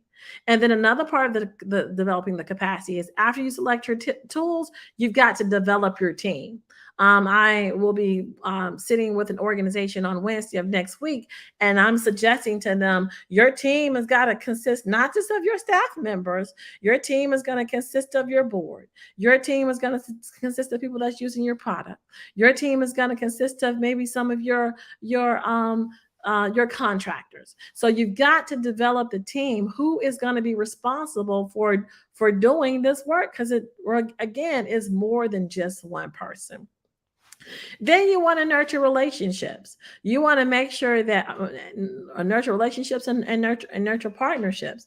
You don't just want to throw someone out there cold turkey and not tell them how to maneuver whatever social media strategy you've come up with. A key point in this is that we're looking at possibly engaging some people that are being trained for our organization. And one of the things that we want to do is actually nurture the partnership by teaching them how to be able to go on Clubhouse to bring more of their people into the fold of building the social media campaign. And so what happens is that we're working with an organization, and they're working with a population of people that they're engaging, and that population of people that they're engaging, they're being asked to bring their family and friends inside of a place where they can chat about the needs of the organization and their needs as a community. And so that is a way that you nurture partnerships, because we're going to use a whole nother tool to do that, to empower the group of people, to let them know that they can raise money for having a better community. Then you want to monitor and evaluate. You're spending this money. You've purchased a tool. You've developed a team. What's working? And if it's not working, stop that and try something else. And so that is very, very important when you're looking at developing the capacity, because you want to put your money into what's working for your business. So after you figure it out, it then becomes a formula. And so the whole part of developing capacity is to understand what tools to use, what team members we're doing what. We're going to nurture the partnerships, and then we're going to monitor and evaluate what we've done and whether it's working. If it's working, we're going to keep doing it. If it's not working, we're going to try something else. The next part of actually having a good social media strategy is to plan and execute. Did you hear that again? Plan and execute. And that comes with having a social media calendar. You're going to want to make sure you have the base of anything that you do on the internet is your own website. I cannot tell you how many times I have seen people, and I'm asking them, are they on the internet? And they say, I have a Facebook page. That's not your asset. That's Facebook's asset. They just loaning it to you. So the first thing that you need to understand when you are creating a social media strategy is that your website is your anchor. It should be a functional website that's able to collect data and able to maybe sell, maybe to be able to have people leave their email and phone number, maybe able to take payments. Your website is like an online store that is your own ownership. And that is where it actually starts when it comes down to your ownership online. I can't stress that enough. You cannot be successful. And we do know that, Facebook, they've come up with these great places where you can sell. At any point in time, they can start charging you for your data. At any point in time, they can change their algorithms. And at any point in time, that's theirs. What you think is yours can become theirs. And so you want to be able to circumvent this and always have a place online where you are the owner of it, and that's your own website.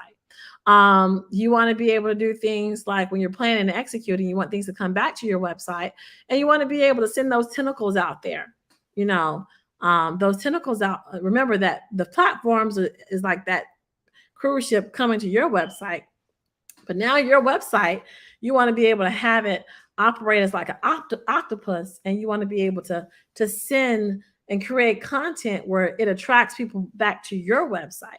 And some things that can consist of is a blog. Blogs are really good for SEO. They help determine you as an influencer in the marketplace, because whatever industry you're in, you begin to use keywords and you're able to write on topics that affect your industry. And so those blogs help bring people into your website and help establish you as an influencer.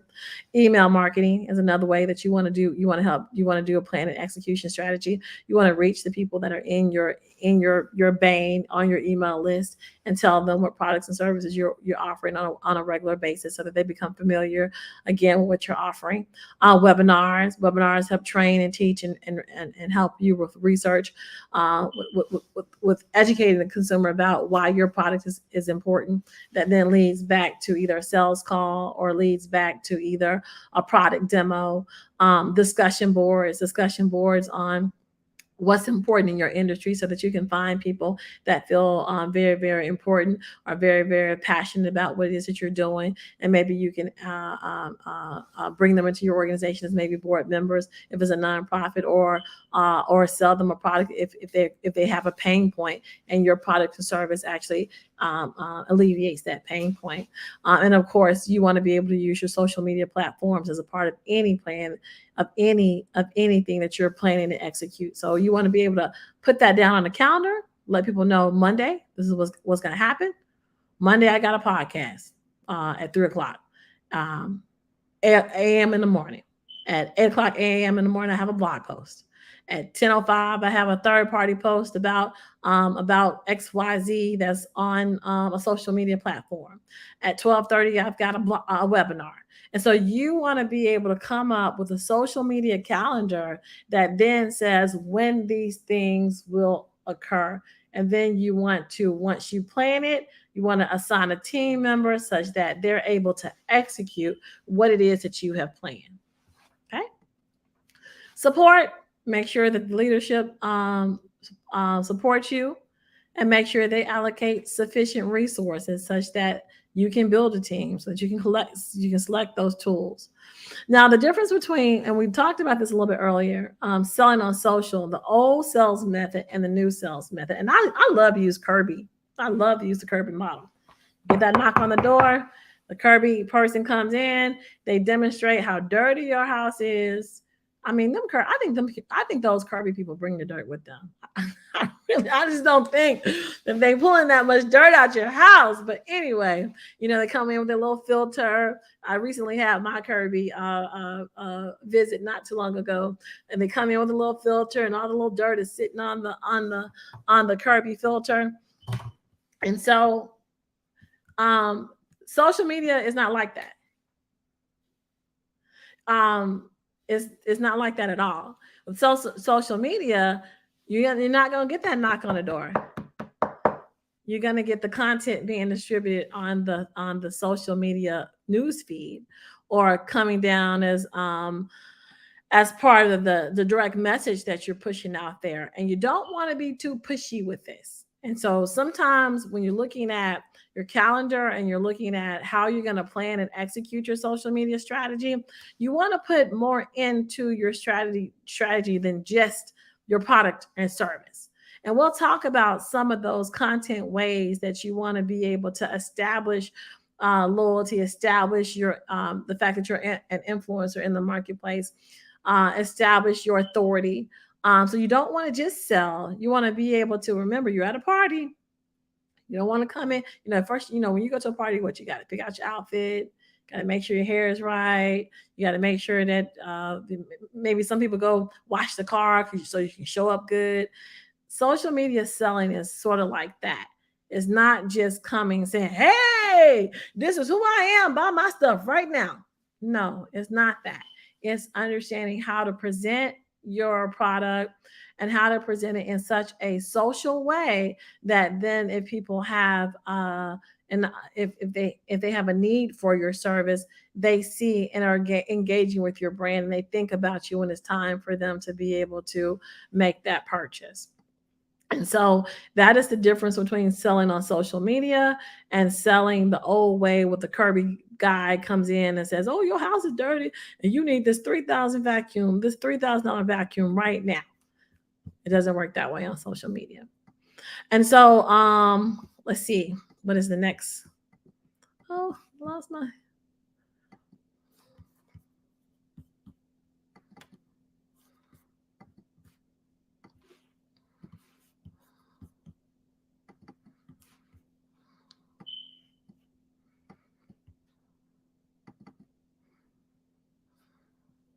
Okay, so we talked about let's talk about your social media team. Who's supposed to be on this team? Your social media marketing manager is supposed to be on this team. Your social analyst is supposed to be on this team. Customer support, community managers, and designer. Your social media marketing manager, we know content creation is what they do. They look through the social media calendars, create the content, add visual assets, schedule the content, also brainstorm content topics with content producers, and writing is a part of the job. Each week they might write blogs. So they're the ones that really plan out the content creation, and they're the ones that really say, hey, this is what we're going to do, and these are the topics that we're going to discuss. The social analyst is the one for data lovers. You got to love numbers to see if you want this position. You got to keep an eye on the campaign. You got to put reports together. You got to track progress. You got to go over sessions. You got to go over impression reports because your client or my clients want to see exactly what's going on once we've made those posts. And a lot of times the tool that you pick will actually show you what type of impressions you got and how many people are actually seeing what it is that that you're creating. And that goes to the increased brand awareness. Your customer support, 42% of customers expect a response. People be wanting their response on Facebook, or Instagram or DMs. They want it fast. They want you to get back within 60 minutes. So when you begin a campaign, you have to be able to respond to customers. Now, there are some new things out there like bots that can actually answer questions that are commonly asked questions, frequently asked questions, so that you don't have to necessarily assign someone to that every 24 hours. But that social media crowd, they want 60 minutes or less. They want to be able to engage with you. So if you're going to run a campaign, you got to remember that, hey, what time are we going to run this campaign? If you don't have anybody in the office to respond to those campaigns, you need to probably run your campaigns during a time where someone can actually respond to them. If you have a limited staff, just remember that customer support, people online are going to want to see you answer within 60 minutes. Community managers, if you're a small team and this is combined with customer support, they monitor pages to ensure audience satisfaction and dedicate time to interact and engage with audience on social media. When people are making comments, they want a reply to it. You want to answer those comments. You want to be able to be receptive on all your social media pages. And so community managers and are people that's going to go in and put those emoji hearts out and say, hey, thank you for commenting, or comment back, that type thing. The designers are always the ones who you're asking for the input. They're the ones that's going to design your cover page. They're going to spend a lot of time with Canva. Canva is one of the greatest things that's ever invented since social media posts, because they already give you the dimensions that you need. You don't have to figure it out. What's the Instagram specs? What's this spec? Because the different social medias have different specs. And so you've got to design your picture or your content to their specs. If not, it's going to appear distorted when you place it in the social media landscape of things. And so Canva is amazing. Banner stock is another. And that's when we're saying we're picking your tools, what tools you're going to use. This is what we help you decide with the Team to Youth Community Foundation, what's best for you. But you got to be able to have a designer that's going to design all the content and make it look pretty when you're creating those platforms. Now, I've got this visual content. The next thing, visually, what are you going to do? Like I said, with social media, you want to kind of make it look like you are not just selling. So you want to do stuff like inspiring quote cards. You want to make sure you have a strong call to action. You want to make interesting data visualizations that look like those infographics that really tell the story of what you're selling or what your product alleviates, whatever pain point that you are resolving in the marketplace. Videos, we all know videos. People gravitate to videos because nobody likes to read. Tips and tricks and how-tos, information screenshots, provoking questions, infographics. Those are just some of the things that you can actually do when you're in the space of social selling. I actually have a list of like over 100 things that you can actually do as far as content creation so that you can kind of make sure that your Facebook posts are fresh and clean and actually tell a story. Brand user connection, who uses what platform? Let's go over that real quick. Pinterest, 1 million active members. 80% of them are women, 20% are men. And 66% are there to save and inspire. So they're there to be inspired. There are a lot of recipes on Pinterest. There are a lot of floral designs on Pinterest. There's a lot of fashion on Pinterest. And that's because 80% of the users there are women. YouTube, over 1 billion monthly unique users. 82% of them are teens. And the average watch time for YouTube is 40 minutes. Why do you want to know that? Because you can put a video on YouTube for 40 minutes, but you better not do that on Facebook. Because you want to know what happens and how people consume each media. People will actually sit in their living rooms and watch YouTube. Let's see. Read It. Read It has got 234 million monthly visitors. They are between the ages of 14 to 17 years old. 8% of its users are between 14 to 17 years old. And people spend about 85 minutes on that social media platform. And so this is the kind of stuff that you want to know when you're picking what type of content you're going to create.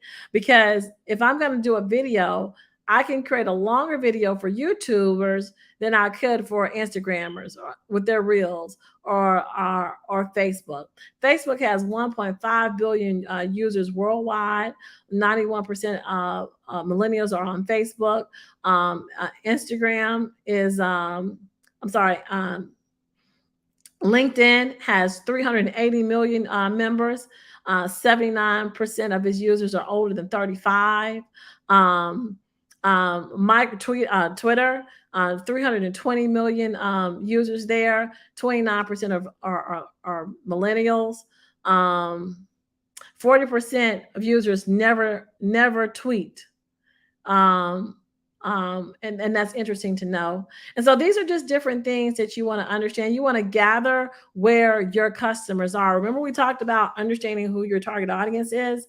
This is why you want to do that, because then you want to go find out where they are on the internet. You want to engage them with Absolutely. Tamisha, thank you so much for providing your expertise and insight as it relates to social media. I know a lot of people have trouble tapping in. Really fast, can you give everybody your social media handles, your website? How can they further connect with you? The quickest way to do it is if you go to our nonprofit, the TMT Youth Community Foundation.com, it connects you to all of our handles. And if you go to Too Much TV, TooMuchTVINC.com, it connects you directly to all of our social media handles. And yes, ma'am. Awesome. Thank you again. We appreciate it. Genius is common, and I'll see you on the other side. Thank you. All right. The Black Business Expo's mission is to raise funds for high school seniors going to college or K-12 entrepreneurs. This expo is a fundraiser for students. You may go to www.blackbusinessexpousa.com to donate to the scholarship fund, or use the Cash App right at the bottom of my screen here, $BBXUSA. Our goal is to give laptops and up to $5,000 in scholarships to 10 students. Students can go ahead and register online at www.blackbusinessexpousa.com. Every single dollar counts, so we want to remind you to please go ahead and donate to the scholarship fund. Let's take a moment and thank our Black Business USA Expo sponsors for September 2022.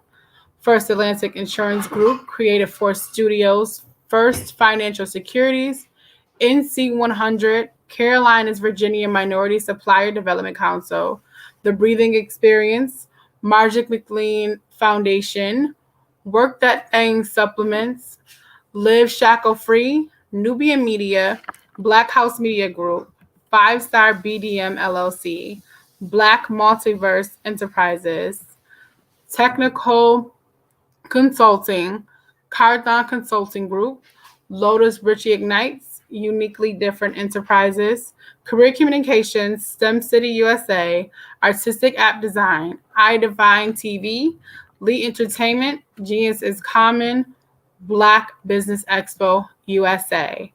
Genius is common, and I'll see you on the other side.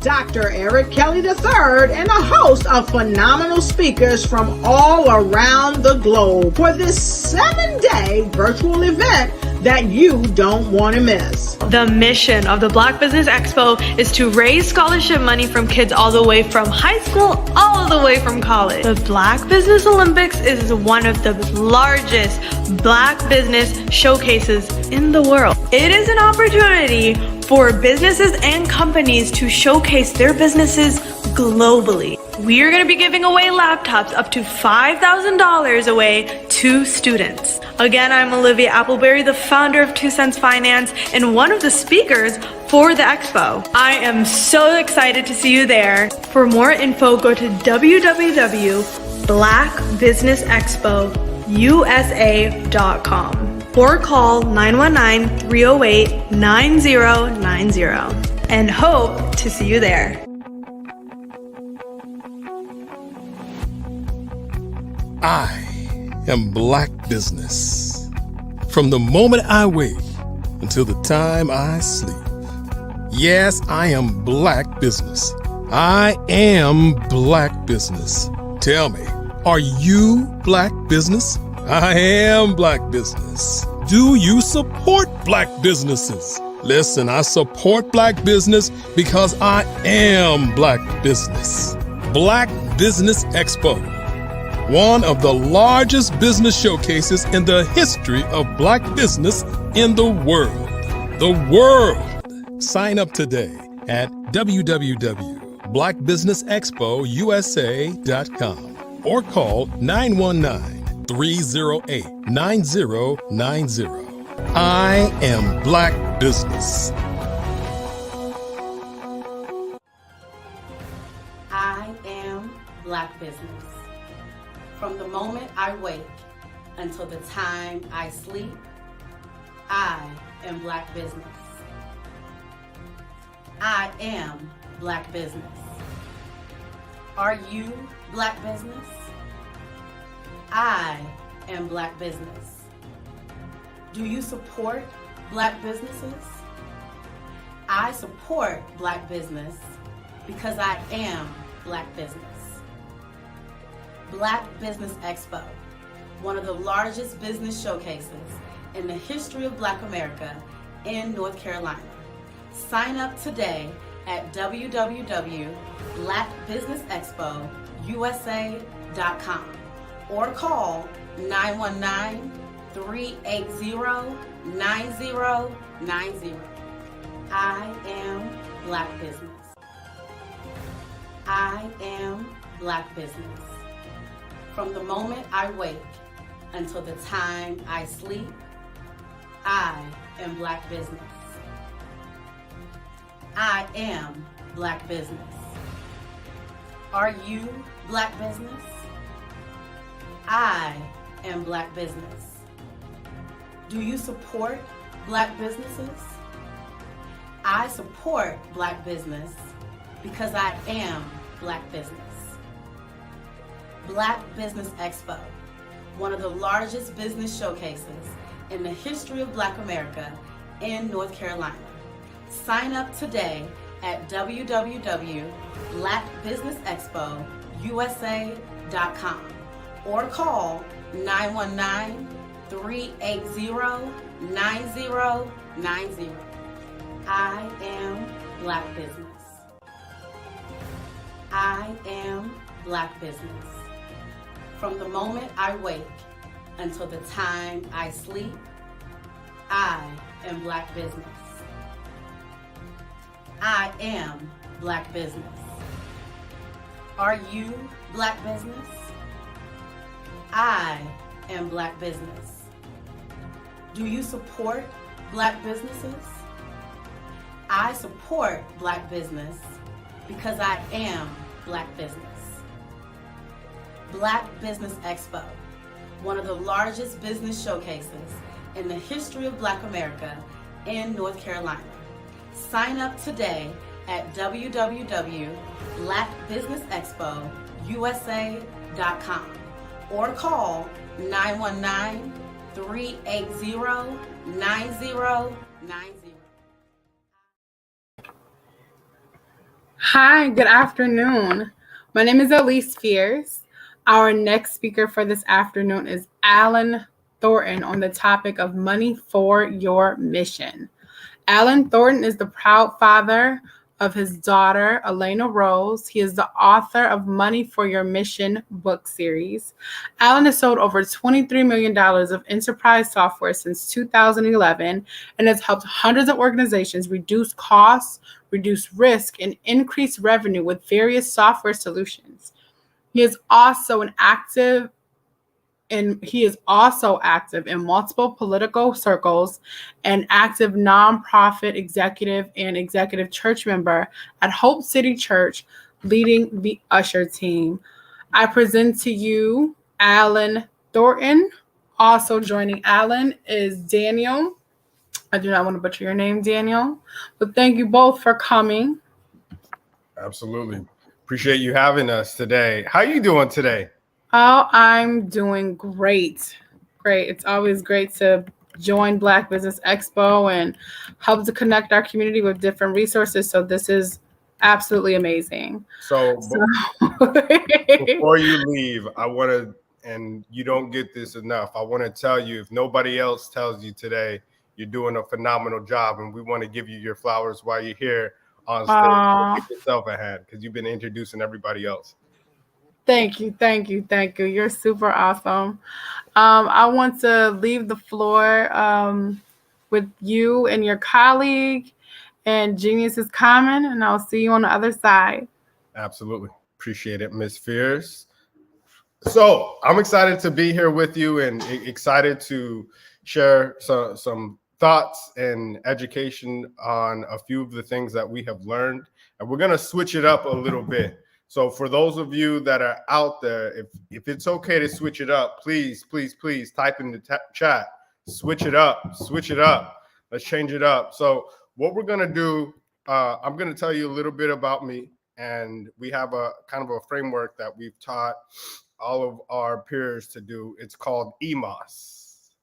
Yeah, EMOS, not CMOS, but EMOS. And I'm going to talk a little bit about networking, and we'll get to Money for Your Mission in the future of this telecast, but we're going to talk about education, motivation, occupation, and situation. So if you want to switch it up and you're ready, type in the chat, I'm ready. All right. We love audience participation. So my name is Alan Thornton, for those of you that don't know and hear a little twang in my accent. So I grew up in Fort Bliss, Texas, El Paso, Texas.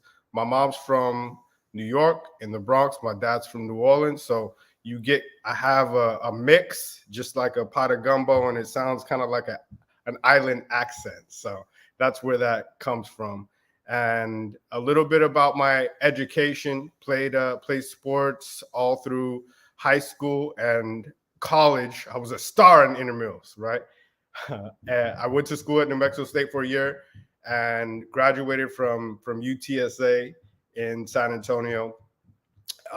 Got formally educated in real estate. So I worked for a real estate development firm. My growing all the way through, my mother was in real estate and my family had owned property. So I kind of was introduced to that at an early age. And a lot of that motivation comes from, when I was a kid. Growing up real young with a single mother. My dad, my biological father, passed away when I was very young. So I always wanted my mother, motivation-wise, to be, taken care of, and anything that I could do to make that happen was important to me, and that motivated me. And going all the way through, if you have seen my mother, she kind of looks like Whitney Houston, right? She's a beautiful individual, both inside and out. But that was my motivation. Talking about my occupation, going all the way through, people ask oftentimes, what do you do? And the response is very common. It's whatever needs to be done, right? And have always had that mindset from a little kid, whether it was lotions, potions, soap. We were doing that to generate revenue. Sold CDs when burners were really expensive, and what I do now in sell enterprise software is basically the CD without having to actually burn them, right? That's what software is. You make that one copy, that master copy, and then you can sell licenses all the way through, which was very attractive to me because I used to stay up all night, right, burning CDs and going and selling them. And now in software, it's where we are right now. It's an incredible industry, right? And everything is tech optimized this day and age. So I'm excited to be in fintech. And we started a company called Money for Your Mission. And this is going to be a little bit different because I'm not only going to tell you about things that went great. There's been a lot of trials and tribulations, which everybody shows you that real crib, right? You see the highlight reels on Instagram, on Facebook, and LinkedIn. But what happened when stuff goes south, right? I want to tell you, we've been in a business where things were good. We optimized, we pivoted. We've had business owners often don't talk about those pivots that they had to make or those downfalls that they had to endure and the way back up. And sometimes you're still not out of it, right? When it comes to cash flow issues, when it comes to lawsuits, right? When it comes to dealing with and keeping focused at home when you're dealing with outside situations, right, that affect your focus. And many of you have read some of our books, and I'll drop that link in the chat. I am the author and the co-author of the Money for Your Mission book series, where we cater to a variety of different audiences, and it's very pinpointed to the things that people want to see. The good thing is I've also have the honor and pleasure to work with an incredible group of individuals down here in Houston, Texas, with the Houston Millennials. So we have events every single month where you can go and talk to people and get the real, right? This is after work. This is after dark. Our signature event is Millennials After Dark. I want to drop that link in the chat if you can for me. We have those one coming up on the 29th of this month, and you can anything from celebrities, influencers. This one is the art of investing. You can do and talk to people not only with, hey, what went right? How did you get to that point? But what went wrong, right? And how did you pivot? How did you make it happen in the midst of trials and tribulations, right? And that's really what you want to hear, because everybody wants to tell you, hey, when things are going good, right? Everybody wants to wave a flag when Bitcoin is, at 60, 70,000, but not that many people are talking when it's at 15,000, right? So how do you ride that wave, and how do you deal with people that have poured millions of dollars or hundreds of thousands or tens of thousands, or, hey, you were just getting started at 1,000, and ride that wave? How do you deal with converting as a business when your clients aren't paying you, right? And you have money coming in, you have employees that you have to pay, you have contractors. How do you get through those times? And one of our projects that I'm very excited about, and everything, taking a step back, everything that happens, and we have to kind of switch our mindset. Everything that happens to us, really, we need to switch our mindset and think, hey, the reason why I got this, right? The reason why this landed in my lap, the reason why I'm going through this trial, this tribulation, this challenge, is to strengthen me. It's my weight training from a spiritual standpoint. And I won't get too far in, but whatever you do believe in, study, practice, and teach it. And in that point, right, everything that happens in your life, you have to turn that obstacle into opportunity. And I'm going to have a gentleman come on in a second who we've dealt both with trials and tribulations, and I'm excited to talk to him and have a dialogue with him, right, on this new project that we're working on. So for those of you that don't know, you've seen our Money for Your Mission series. You've seen my posts on LinkedIn, on Instagram, right? Very transparent, told you how I we went through, we made 7 figures, we lost 7 figures, we went through a lawsuit, right? We went through multiple things. Coming out of that, we had to build a whole nother business. We started the largest conference in the world on MLK and Juneteenth, the 40-acre conference. We got a bunch of backlash with that, right? And I'm not talking, this isn't like 10 years ago. All this has happened in the last year, right? Got my house broken into, got robbed, got my car stolen, like all this, like every time we were coming out of something else would happen. Went through a custody battle, went through, all these different things.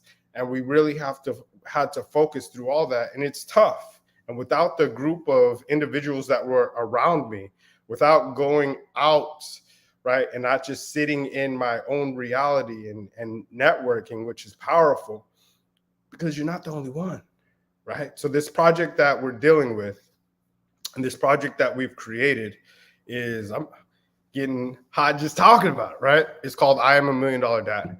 And what that is it's an affirmation first and foremost, right?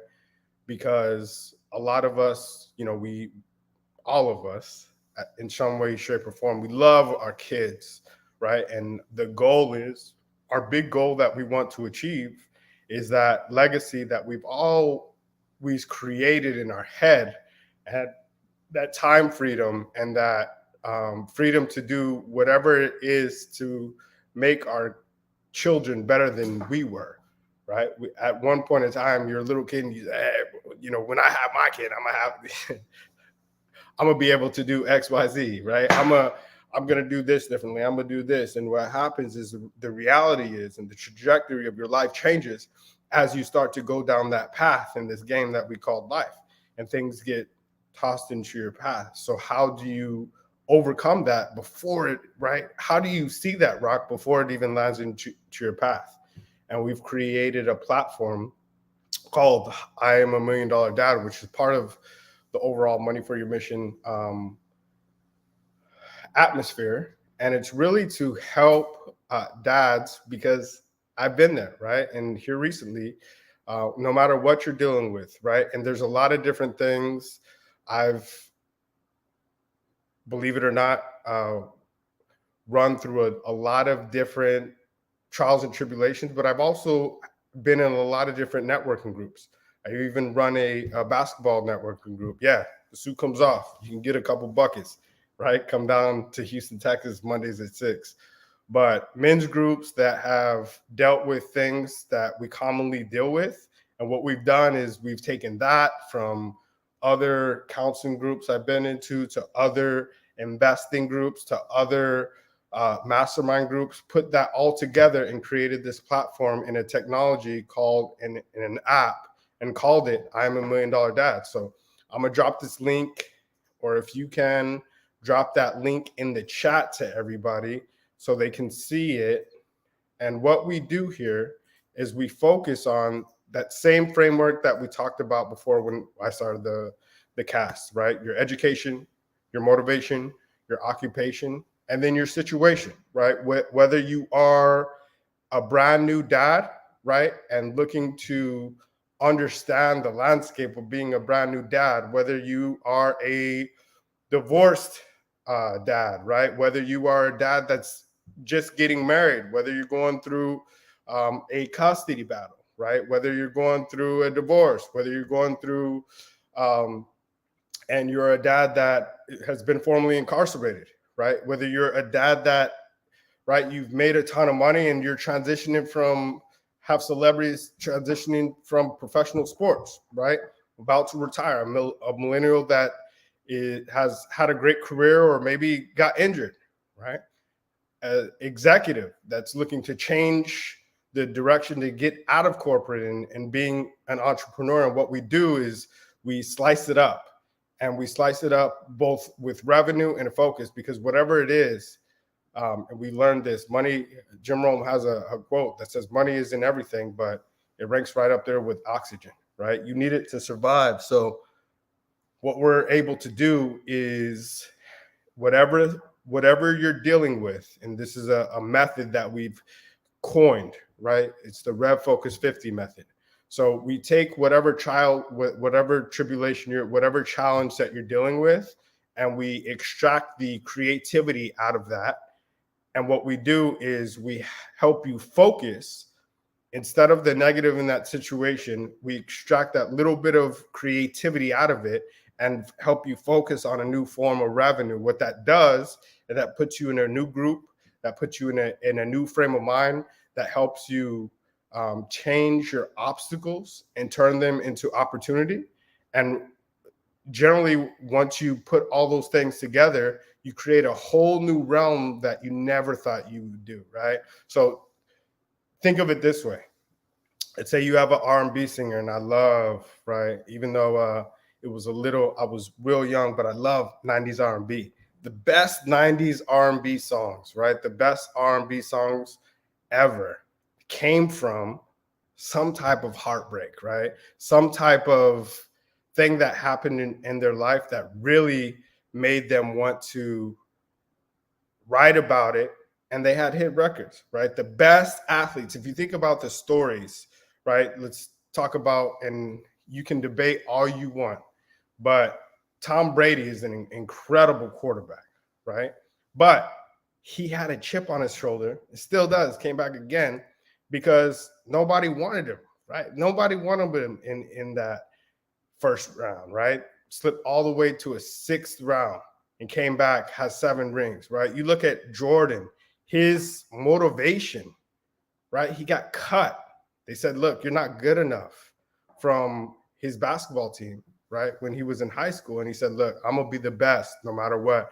So if you look at these stories, look at football, basketball, whatever it is, and those are easy because a lot of people know those stories, but the same thing happens to everyday entrepreneurs, right? You see a lot of corporations that started because they said, hey, you weren't good enough at this corporation. They started their own corporation and did it, got some guidance, got some mentorship, and started it, did it the way that they want to.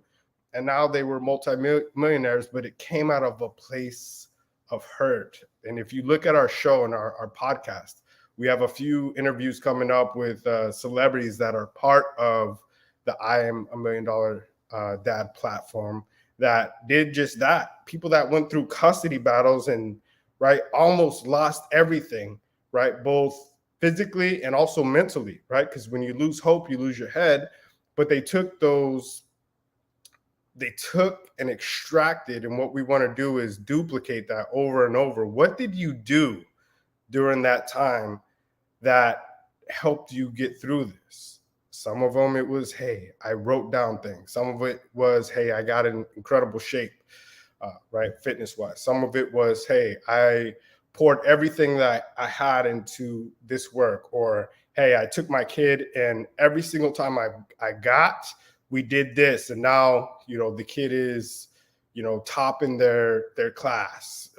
I studied more. I studied not only my work, but really my kid's work. And now my kid, graduated as a valedictorian. These are all real stories, right? From dads that you'll see on this platform.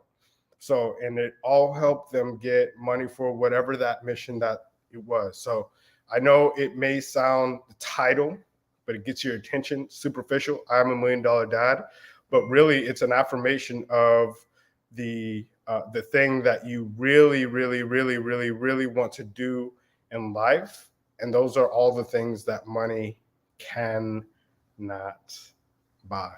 So if you look at this, I'm gonna give you our founding class that are about to start. So to give you a quick run through of this playbook, right? This Rev Focus 50 playbook. And I know many of you, this concept is foreign, but I want everybody to get a framework of what this is. So learning the plays for your situation, right? Whatever that may be, your situation, your maybe one of those 5, 6, 7 things. It may be a transition. It may be something that happened to me recently and has happened over the last couple of years. It may be dealing with a death, right? That happened all of a sudden.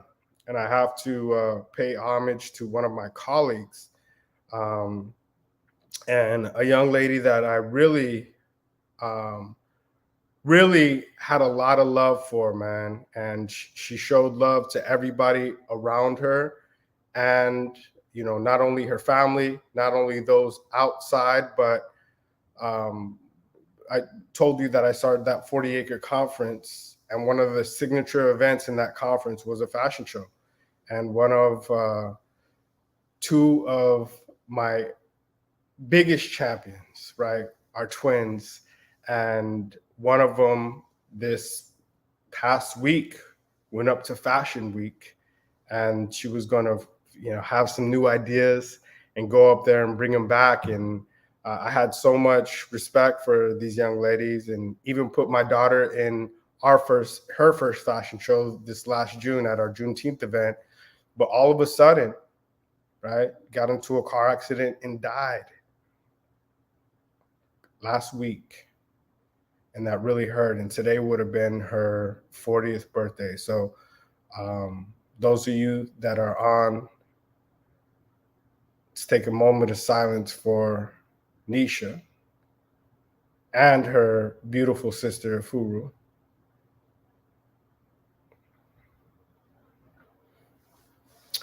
So I had to put this in this cast. Her funeral is going to be this Saturday, and had to let everybody know that, because she was an integral part of our team, and she will forever be in our thoughts and in our hearts. So thank you for everything that you've done for us and that stuff. So I say all that to say, right, whatever you do, wherever you are, you never know when your time is up, right? You never know when that sun is going to set. So we got to make every day count. Every day that we're here, we have to do our best every single time. And we're really focusing on legacy in this portion, right? Money for Your Mission it's really an overall arching concept, but truly you have to understand what your mission is. What is your gift in this world? I had the opportunity a couple months ago to meet Steve Harvey, right, in Atlanta. He was at Earn Your Leisure at InvestFest. And one of the things he talks about is the gift, right? What is that one thing that you do? And then you'll find your mission, right? Then you'll find your purpose. But what is that one thing that you do at the highest amount of efficiency, right? With the least amount of effort. That is your gift. And everybody has that, right? Highest amount of productivity, brush that up a little bit, right? With the least amount of effort, with the most amount of efficiency. That's going to be your gift. And everybody has that one thing that they are superior. They are the best in the world at that thing, even if it's that thing just in their neighborhood, right? Just in their area. That is their gift. And once you understand that gift, you couple that in. And if you look at all of our Money for Your Mission books, we focus on that gift. And once you understand your gift, you can strive to whatever your purpose is going to be. And people will show up for you, right? Things will align. Whatever you're going through right now, it's not happening to you. You have to change that and let it happen through you, right? You go through this certain XYZ to get to another point in your life. Once you're able to extract, think about coffee, right? You extract, forget about all the grains and everything, right? Let's filter that and extract the goodness. Let's extract the creativity out of that and create something great. And that's what we want to do. And thank you, Miss Jackson, right? May her family have strength and wisdom and love during this time, right? So, and that's why before the moderator, we want to make sure that people have their flowers while they're here, right? So many times and oftentimes you tell somebody great job, or you tell somebody, hey, we really appreciate you. And you never know when it's going to be too late to say that. So try to be more intentional, right, about saying that whenever we can to whoever we can at that time, right? So that's important to us. I don't know, Mr. Daniel may join us. If not, we'll spend some more time here. One of the things I did want to go over, and I'll finish this. I know I talked a little bit about Miss Nisha, but that was important. Today was her 40th birthday. So going through with this platform, talking about the I Am $1 Million data platform. So we help you learn the plays of your situation, right? We make sure that you budget, and budget is important, right? Not only money budget, time budget is extremely important. I learned this from Dr. Kelly and putting on the 40 Acre Conference. And there's a lot of different avenues that you can go. There's a lot of different events, but time, you have to manage it, right? Because one day, and just going back to that theme, you never know when you're going to run out of time. My mom is my favorite person in this world. And I remember one time I was about 8 years old, and she was picking me up. She was doing a lot of things, right? And we ran out of gas. And I asked her, and I didn't understand this. I'm like, Mom, why we ran out of gas? I don't understand it, right? I'm at 8 years old, and right, I didn't understand the hustle and bustle. But she said this, and it really stuck in my mind. She said, I didn't have time, right, to go get gas.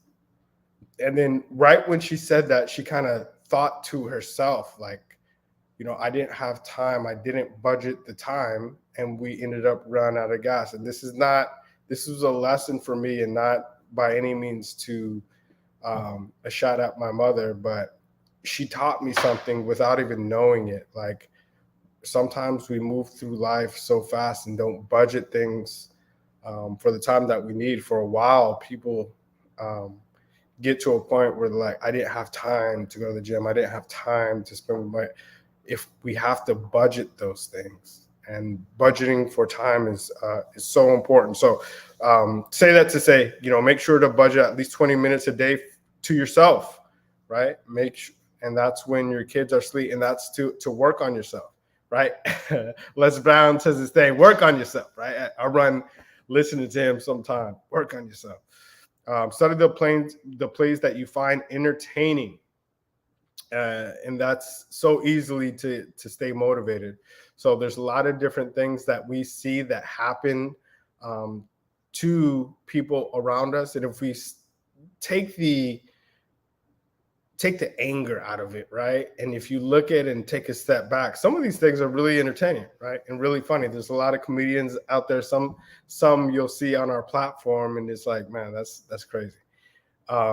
Split your momentum movements, right? And dealing with a bunch of, we have studied, right? Really studied the mind, and really study, a lot of you like basketball, and a lot of you enjoy sports. And if you look at sports, momentum is so important.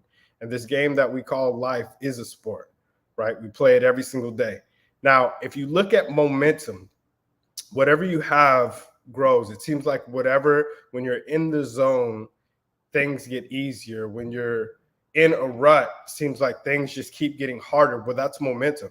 And once you understand the momentum movements, you want to stay in a certain zone where you want that momentum to shift, right? You think about a team, going back to the Tom Brady example, and he's done it so many times, right? I'm actually a Niners fan, but Bucs are doing their thing.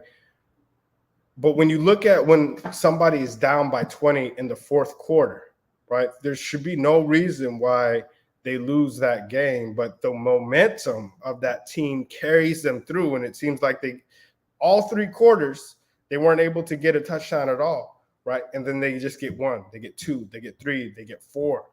And all game long, that other team, right, they've been able to execute and hold that defense, but it seems like they gave up one, they gave up two, what happened is the momentum shift, right?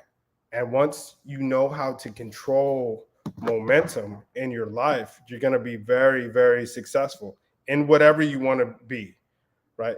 in studying this. So we are able, through the teachings of a lot of different people, right? We surveyed over 500 dads, right? We'll get to 1,000, we'll get to 10,000, right? And through momentum.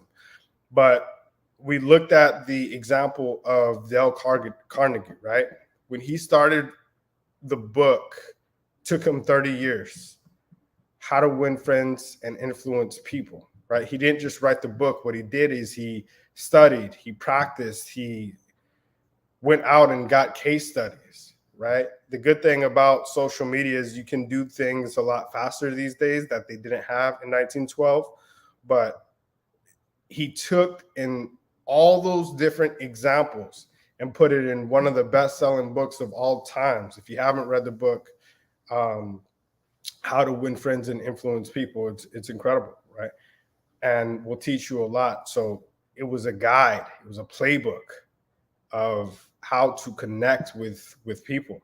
And what we're doing is some of these same things, is connecting with people, not through our own experiences, but through the experiences of others, right? We have the book, we have the app, which is incredible. And all of our new books going forward will have an app attached to it. So we learned the momentum movements, between revenue and focus, right? Because focus, we build that mental muscle, and with gaining revenue, we do 50-50. So we call it a finance burn. So a lot of times when you may be going through a situation, you're not as cognizant of what you're doing, because sometimes you're doing frivolous spending or you're doing isolation. And what we've been able to do is find some of these things that we can really, if you look at an Instagram post I did with my daughter and my nephew, find the highest amount of satisfaction with the least amount of effort, so you can turn that extra money that you have into investing. Watch that post. It's incredible. It went somewhat viral. But that's what we want to do. Also, we want to help people be part of a positive dad communities. Now, our moms, we love our moms, right? I grew up at a certain point with a single mother. There's a lot of different support groups when it comes to single moms, which is phenomenal. When it comes to dads, right? A lot of times we're just in general, where we hear, hey, support group, or hey, go to a counselor or anything. It's not something we want to do, right? We're not really talkers. We're not going to talk about, hey, give me all your problems, right? How's everything going? If you ask a lot of times a dad, oh, things going good, revenue efficient, works great, lawn's green, kids are in school, right? But when you really dig down into the root of this, because I've been in men's group, both as a facilitator and just an attendee, right? And when there's a certain point where you get that connection, and that's why we do that in the beginning. Learn what the education, the motivation, the occupation is, and find out what that situation is. And there's a common thread. Once you hit that common thread, you build a bridge. And once you're able to build that bridge, things will come out. And it's not just to sit and cry on each other's shoulder. It's to figure out solutions and to the situations, and to extract the creativity out of that, to focus and create something great, right? Which I'm really excited about. And we're going to see some great things come out of this platform, come out of this group. You're going to see some great things come out of the kids who are being serviced by these dads. So we're just excited all the way around to be able to be at a point to really take this to the next level. So for those of you that would like to meet in person, there is going to be there'll probably be about 30 of us there at the end of the month. And Houston is kind of the pilot, right? There's 270 different markets that we'll be going into, and we're piloting in Houston. So if you know anybody that would like to be a part of this revolutionary platform. And I'll give you what the 6-week challenge is. Don't worry about the pricing, and there is an investment to be in there. What I will say is, whatever you are doing, just the community will save you thousands of dollars a year, will help you create thousands of dollars a year. So once you look at that, and that's how you sell anything, right? If it's able to increase the money, right? Increase the revenue. If it's able to decrease expenses and decrease the risk, which our platform does all three, the price really does not matter. And we have programs. We just want to help as many dads as possible, but we have to keep the program going. So what you get is you get 6 weeks of this revenue focused challenge. Bonus 1, just real quick, you get weekly group coaching calls. Bonus 2, we solve your biggest problem and your biggest concern, right? We have a community, not only a Facebook group, but we have a WhatsApp group, right? We have a digital app that we're able to help you with. You get the playbook, and then you get a discounted lifetime membership, right? So, and this is the Rev Focus 50 challenge. So to give you a recap of what you'll get, week 1, you'll get the I Am a $1 Million Dad quick start, not only from me, but from dads a lot smarter, quicker, more eloquent than I am. And you're going to see some of the testimonials that have come out of their life before they even got here.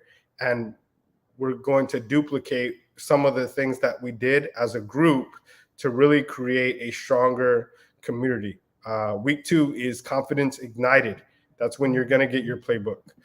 Week 3 is the Backyard Finance Burn, right? So we have some incredible people to deal with whatever you have, right? You don't have to be making $1 million a year. You don't even have to, and this is generally high achieving dads that are making 6 figures, but let's say you're not, and let's say you lost all of your income, but whatever you have, right? We take that and we're able to help you multiply that by cutting the fat and increasing what you have wherever that is, and putting it in places that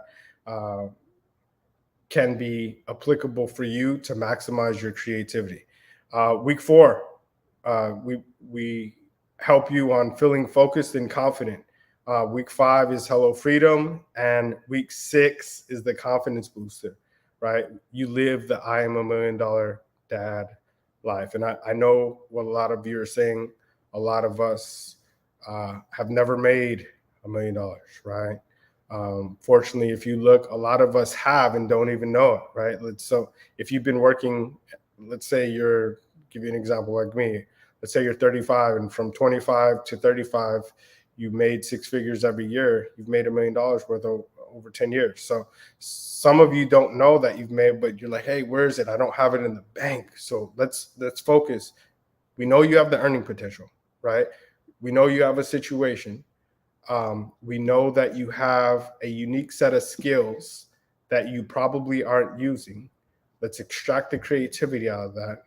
Let's double the focus, and let's create. There's so many things, and there's a portion in the challenge where we deal with, and you write down some of the things that you've told your kids. And what that does is you go back and you teach that to yourself, right? Because so many times we're teaching things that we forgot ourselves. And there's a lot of gold in the things that we teach our kids because we can teach it right. But go watch that video. It's like a 30-second video with my daughter and my nephew, right? And that's a lesson that all of us, I taught them with buying toys and with some money that they just got them. But at a larger level, that's a lesson that all of us need to go back and teach ourselves, right? So I'm excited about that. Now, the second thing is, if you want to meet in person, send me a DM. My Instagram is very simple. It's at I Am a $1 Million Dad on Instagram. It's Alan Thornton on LinkedIn, on Facebook. But send me a DM. You'll see that group, The Art of Investing.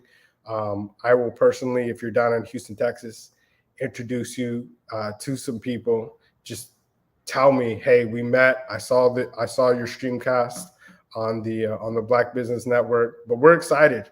And Dr. Kelly has been an integral part of helping a lot of us just keep going, man. I remember when I was this was, a few months ago, or not even a year ago, when I was looking at starting the 40 Acre Conference. And I was like, man, I'm putting this on, and I'm really trying to make things happen here. And I'm getting all this backlash, man. And, I'm running out of money because, I had a bunch of clients that didn't pay us, and and he's like, dude, look, this is what's going to make you great. You can't stay great. There's no growth, right, in your comfort zone, right? You have to step outside of that and just keep going. Just keep going. And I'm like, man, maybe I should just hang all this up. And so I want to say thank you, Dr. Kelly, for continuing to push us to be the best versions of ourselves. So thank you. Want to give you your flowers, my man, while you're here. Not to say that you're going anywhere, but just want to reiterate how much we appreciate you on this platform. You have put so many people. On. You have uplifted so many people, and I don't think you hear that enough. So thank you. Alan, thank you. I mean, my heart goes out to the family of those impacted by that car accident. We pray that God covers the entire family and your network, who are all impacted by everything that happened. And we definitely will lift you up and continue to pray for you, Ken, in that moment. We also want to thank you for all of your expertise and the information that you provided in helping us to promote this scholarship today. Just one more time, for networking purposes, can you provide your social media information? Absolutely. So it's Alan Thornton on Facebook. On Instagram, it's I Am a $1 Million Dad. And on LinkedIn, it's /AThor, but you can just type in Alan Thornton into LinkedIn, and you can find me as well. So thank you for the opportunity. Eternally grateful. Of course. Look, our purpose is to network and to build each other up. That's the only way we can move forward, right? Absolutely. So I have no further questions for you, but I will leave you with this. Genius is common, and I'll see you on the other side. Thank you. The Black Business Expo's mission is to raise funds for high school seniors going to college or K-12 entrepreneurs. This expo is a fundraiser for students. You may go to www.blackbusinessexpousa.com to donate to the scholarship fund, or use the Cash App that's on the bottom of the screen below. And also, I apologize, use $VBXUSA for the Cash App.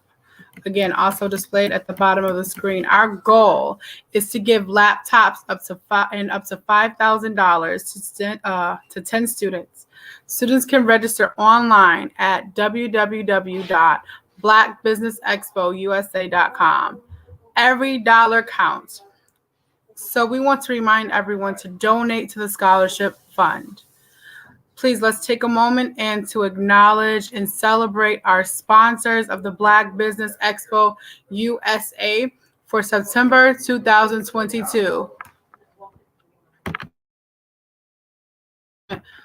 First Atlantic Insurance Group, Creative Forest Studios, First Financial Securities, NC100, Carolinas Virginia Minority Supplier Development Council, The Breathing Experience, Margaret McLean Foundation, Work That Thing Supplements, Live Shackle Free, Nubian Media, Black House Media Group, 5 Star BDM LLC, Black Multiverse Enterprises, Technical Consulting, Carthon Consulting Group, Lotus Ritchie Ignites, Uniquely Different Enterprises, Career Communications, STEM City USA, Artistic App Design, I Define TV, Lee Entertainment, Genius is Common, Black Business Expo USA. Genius is Common, and I'll see you on the other side. Hello, I'm Dr. Madeline Ann Lewis, President and CEO of the Executive Women's Success Institute. And my genius is helping women accelerate the path to success. You know, I was blessed to have strong women in my life who encouraged, motivated, and pushed me to do my best and to never even think about giving up on my dreams. So I say to women, we must show up to rise up. We have talents and potential, but who will see them if we don't speak up and get noticed? I know that women are a tremendous resource on this planet, and there is nothing more fulfilling than helping a woman tap into her full potential. I do this because I want to be a part of helping as many women as I can to show up, to rise up. I do this because genius is common.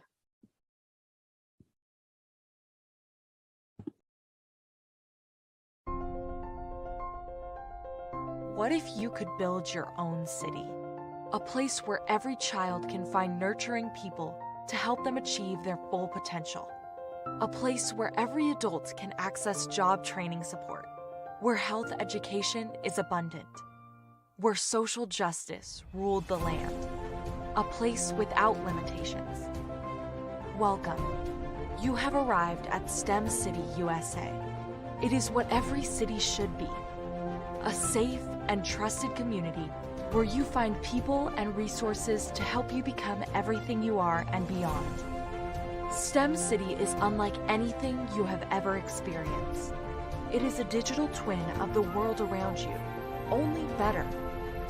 STEM City is about energy and soul renewal. It is more than a digital world. You can almost feel the power of live cultural events, music, and theater. STEM City promises a better future for children with caring mentors and hands-on activities with dedicated tutors to support our youth. STEM City is your passport to a healthy lifestyle with weekly events addressing our community's many issues. STEM City is your financial well-being with helpful information on wealth management, career advancement, job training, and so much more. STEM City is the community you deserve. It is the city where your dreams can come true. STEM City USA, a place in the sky that is accessible to all who reach for the stars.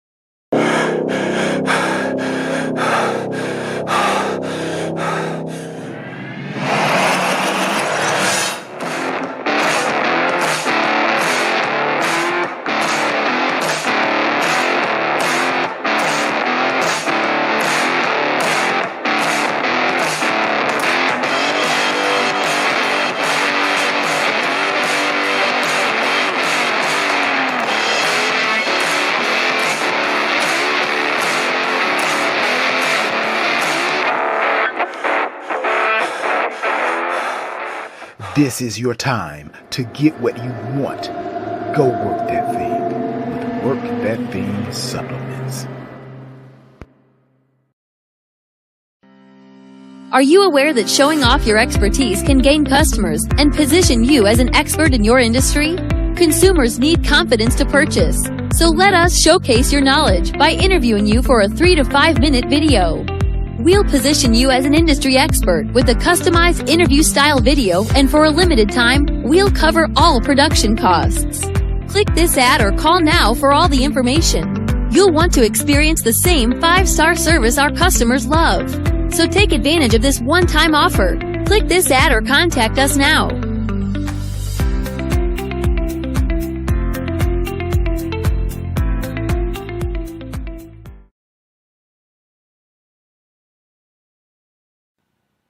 Hello, my name is Kiasi Helm and I'm 14 years old.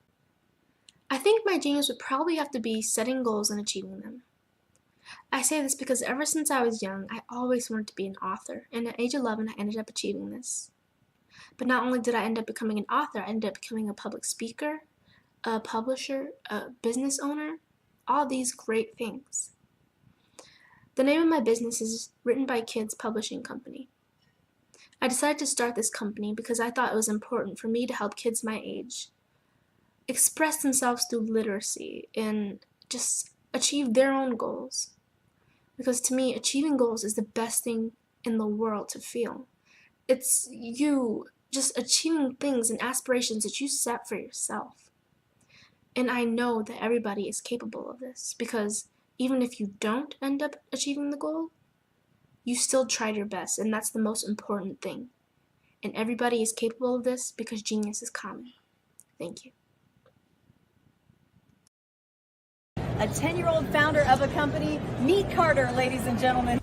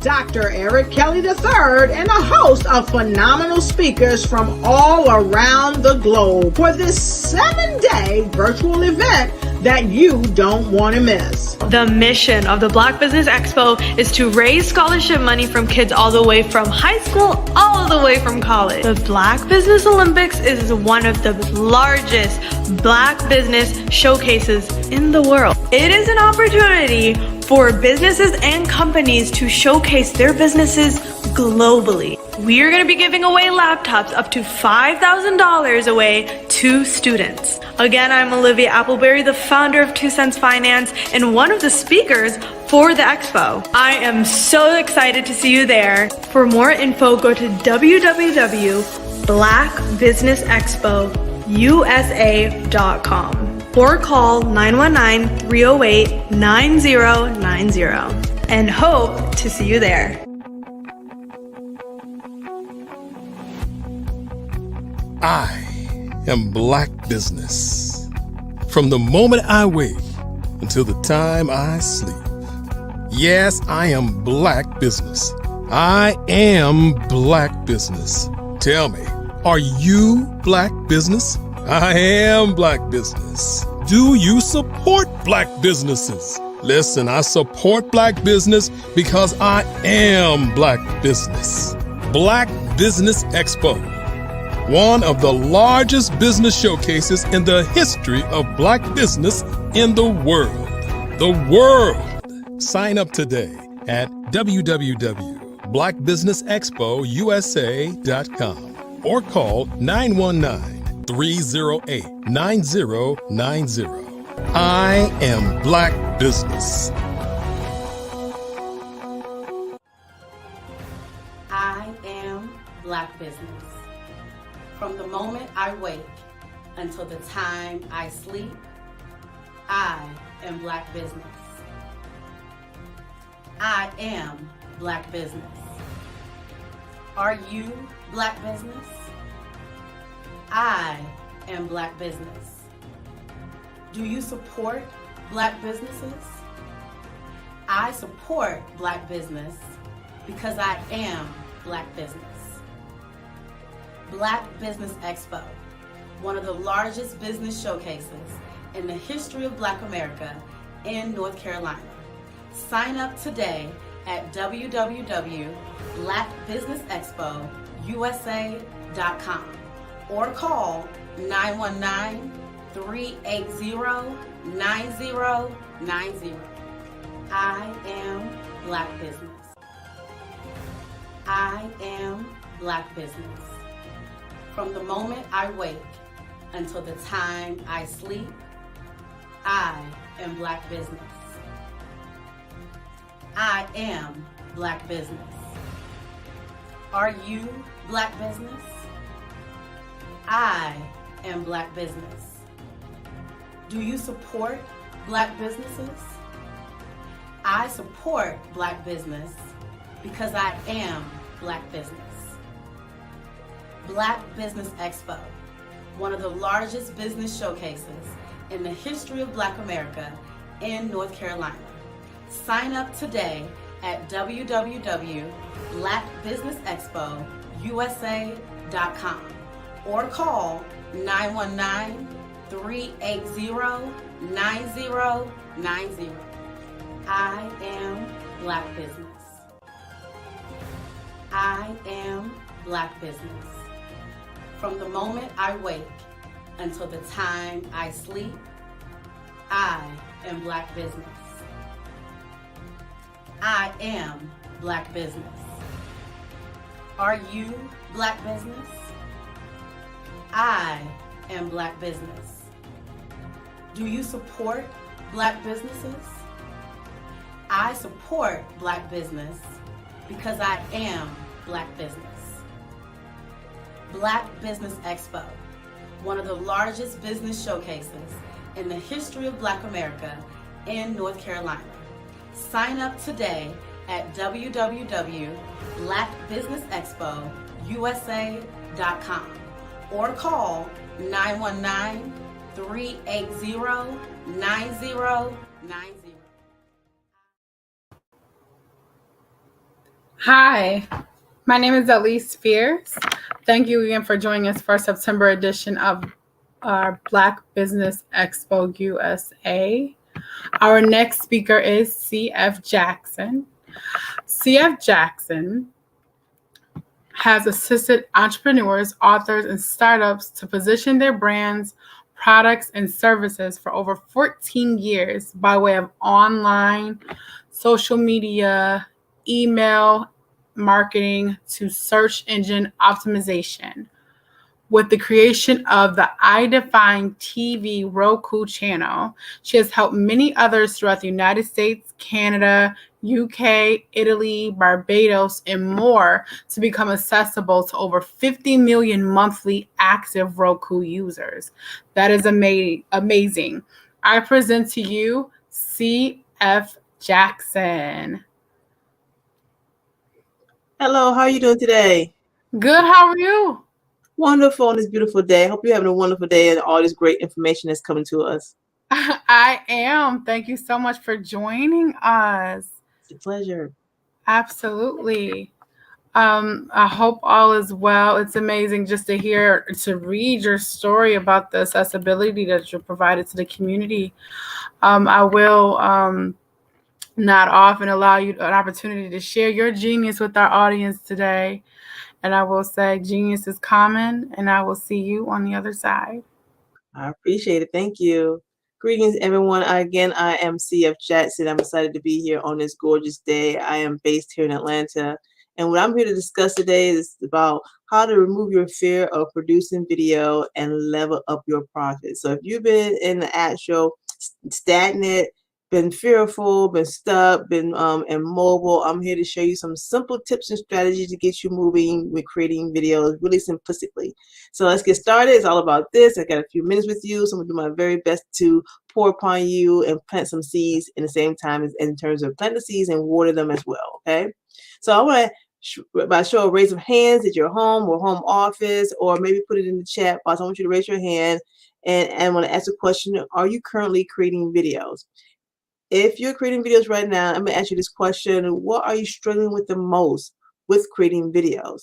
Many people have many different reasons why they're struggling with videos, why they're not creating videos. But at the end of the day, I want to ask you a question. Are you creating videos?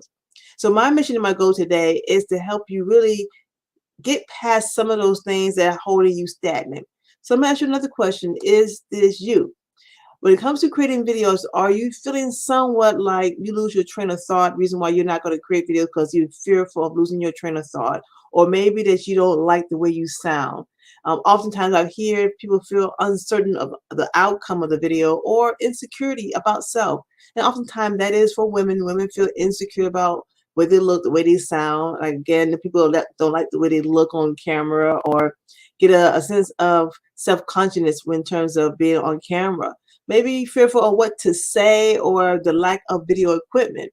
And then again, lack of confidence. Well, my goal today is to ask you a question. Which of these are you struggling with? Is it one? Is it two? Is it three of these? It may be a plethora of these that you're currently feeling a challenge with when it comes to creating videos and feeling confident about it.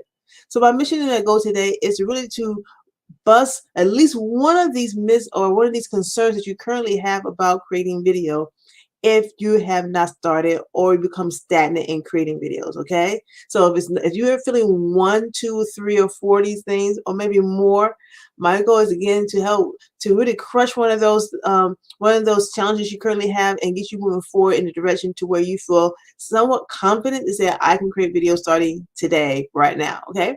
So first and foremost, like, who is C.F. Jackson? She shared a little synopsis of who I am. So let me give you some insight about who I am really quickly. I'm based in Atlanta, but originally from Florida. I grew up in a single parent household as an only child. And as an only child, one of my escapisms has always been media, been TV. I love to watch TV, movies, and films of that nature. One of my challenges as a kid was my rate of speech. Oftentimes people say I spoke too fast. But one of my things was being self-conscious about, I didn't like the way I spoke. I didn't like my rate of speech. But I oftentimes would have to come back and say, I don't speak too fast. It's the point of you listen too slow. But at the end of the day, I had to get working on that to really help people understand me a little bit better. So I couldn't become complacent or really content with that.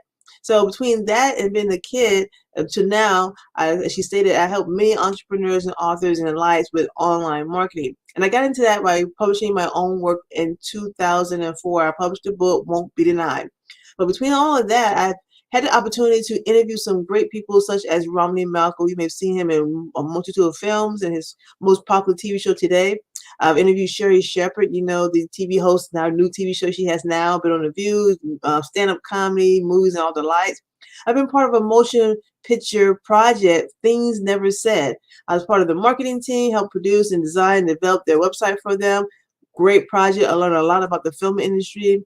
And on the sports side, I like sports. I also interviewed Demario Davis and a few other well-known NFL players. But then also, I had the pleasure of being published in the Entrepreneur magazine, publishing Crib Loafing, been on V103 multitude of times here in Atlanta. I've also been part of various different conferences, Norfolk State University, Black Writers, Authors, and a lot of things of that nature. And I've also had projects submitted and accepted into the Clarksdale Film Festival about 5 times. So that's me in a nutshell. And I say all this to say, you don't have to be perfect, but if this young lady who started out as a little girl who spoke rapidly, and sometimes to this day I still do, and my same comeback would be, you just listen too slow, because it has helped me. One of the positives has helped me to listen to other people better. So I love the fact that I didn't get heard often enough. It made me want to listen to others as well. But that's me in a nutshell. You'll find me across social media at CF Jackson. So make sure you reach out to me, and I'll definitely connect with you. And let me know you found me here doing this wonderful event, and I definitely show you some love, okay? So let's get to the good stuff, the really good stuff. Why are you here? I want to share with you really quickly about the power of video. Again, people get caught in this cycle of thinking that videos are something that's pure entertainment, but it's also very important how people receive content. Video marketing gets about 66% more qualified leads per year.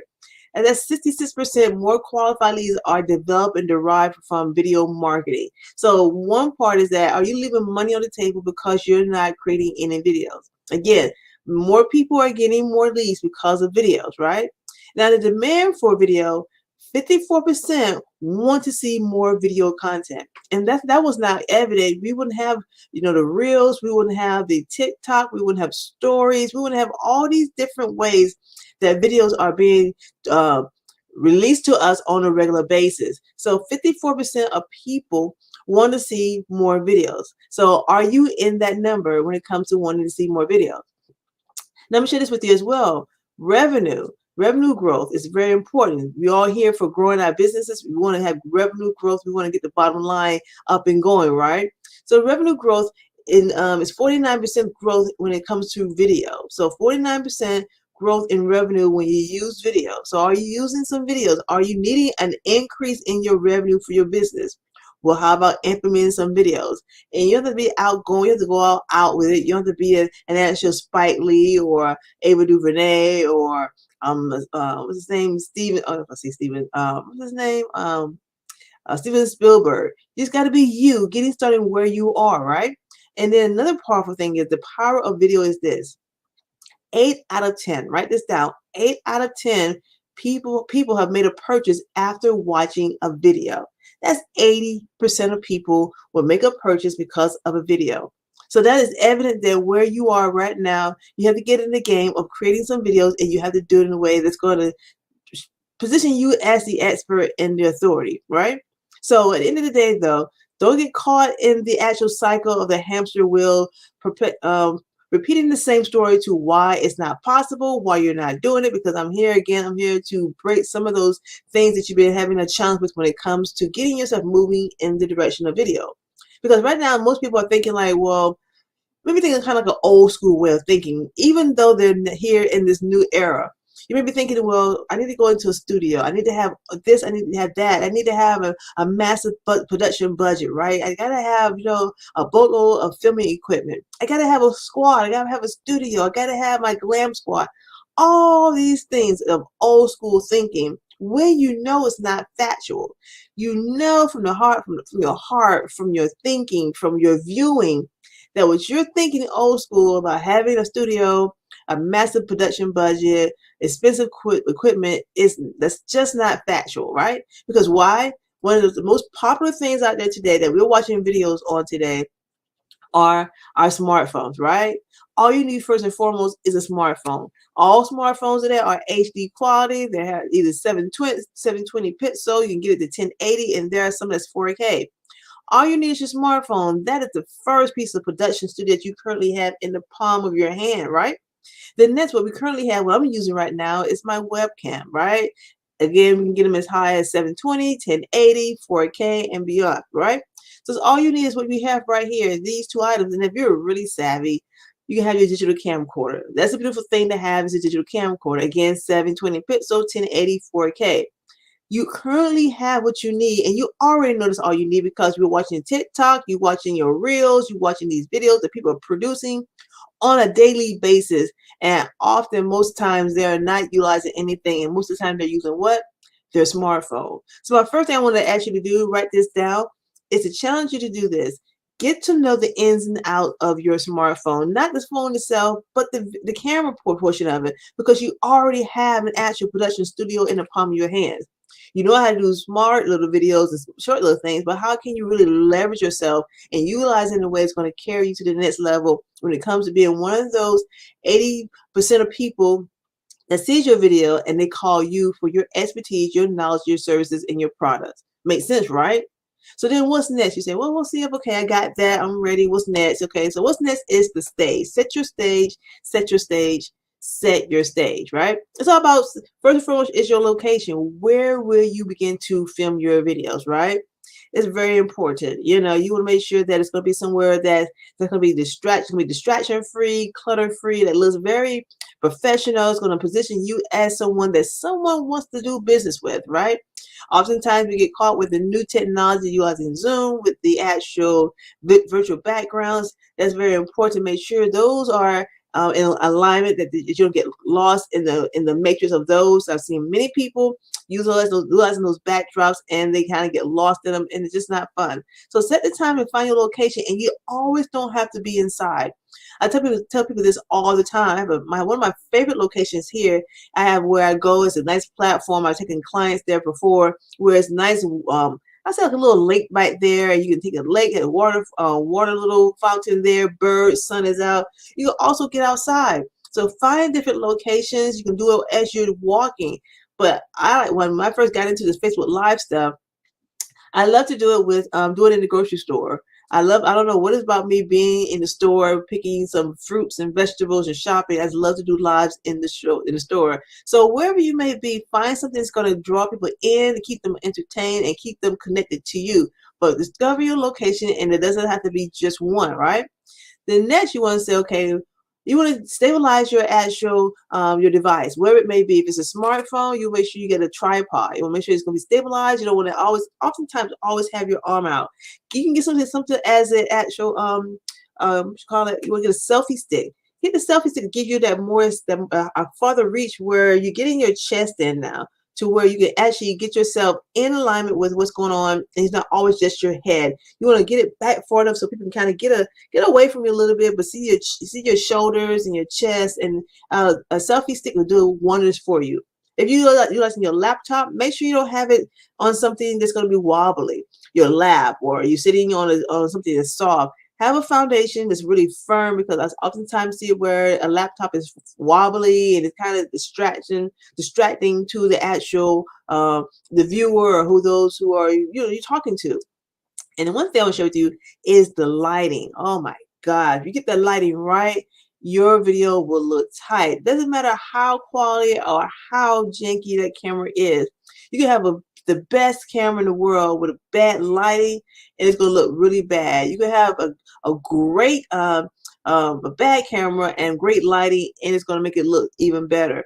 Let me share a quick story with you really quickly. Back in like 2013, I decided to go on a trip with my mother. She's a music artist, and I decided to call her like my travel concierge.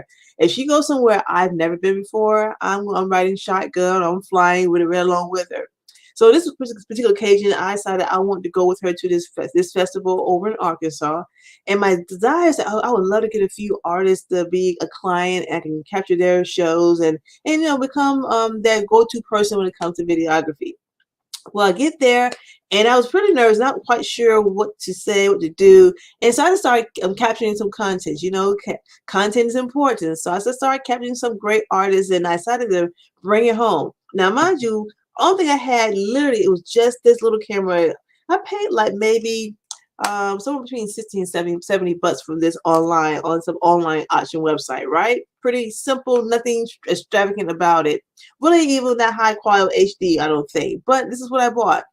I brought my content home. I made sure I kind of, with my editing software, try to make it a little bit more HD quality, and I uploaded it online. And I made sure the most important thing, I'll give you another bonus when you're doing your videos, when you can, make sure you're branded with your logo, your name, your company name, so that people can know who you are. If they can't find you, they can find the company name, whatever it is, make sure you're branding yourself. So I had iDefine TV on it. So at this event, I captured this great artist, and he did something that was very important. He stayed in the light. He made this little rinky-dink camera look pristine to the best of his ability. And he stayed in the light, and I loved him for it. So I used him. I uploaded him, put him all across social media, on YouTube, and I believe one other place. Well, somebody for one of the stages, because this Blue Festival has like 4 to 5 stages, and they saw the video. And she was like, well, who is this iDefine TV? She reached out, wanted to see how can I become the official media person for the upcoming year. And since 2014 and now, I have been the official videographer for this Astro Festival 2-day event. I'm designing the DVDs, the DVD covers, the insert, helped do at one point with the t-shirts, all of that because I had this. This camera wasn't all that, wasn't the greatest, and I created it. 2, I want to let you know I wasn't in the video, didn't say anything. It all was in the actual content itself. So you don't always have to be in the actual video to deliver a message, to educate and inform individuals about what it is that you do, okay? How can you serve them the best? Your information, your knowledge, and your expertise. I was nowhere in the camera, nowhere on the camera. No one came to hear me. I wasn't even heard. And I was able to capture a client that has generated me well over $50,000. So I say this to you, it is important to get in front of the camera, behind the camera, just press the record button, because you never know how much money you're leaving on the table. Sounds great? So already some of the simple things, get your location, find something that's going to be stabilizing your device, and get that lighting right. It will help you make that video look tight. It's very, very, very, very important, right? So one more thing I'll show you, say, well, why leverage video, CF? What's so important about video, right? Well, it's going to help expand your branding. It really will. You'll be amazed how people capture onto videos. You can see in everyday walk. It's more prevalent now than it was back in when I was doing this, started in 2013 and 14, right?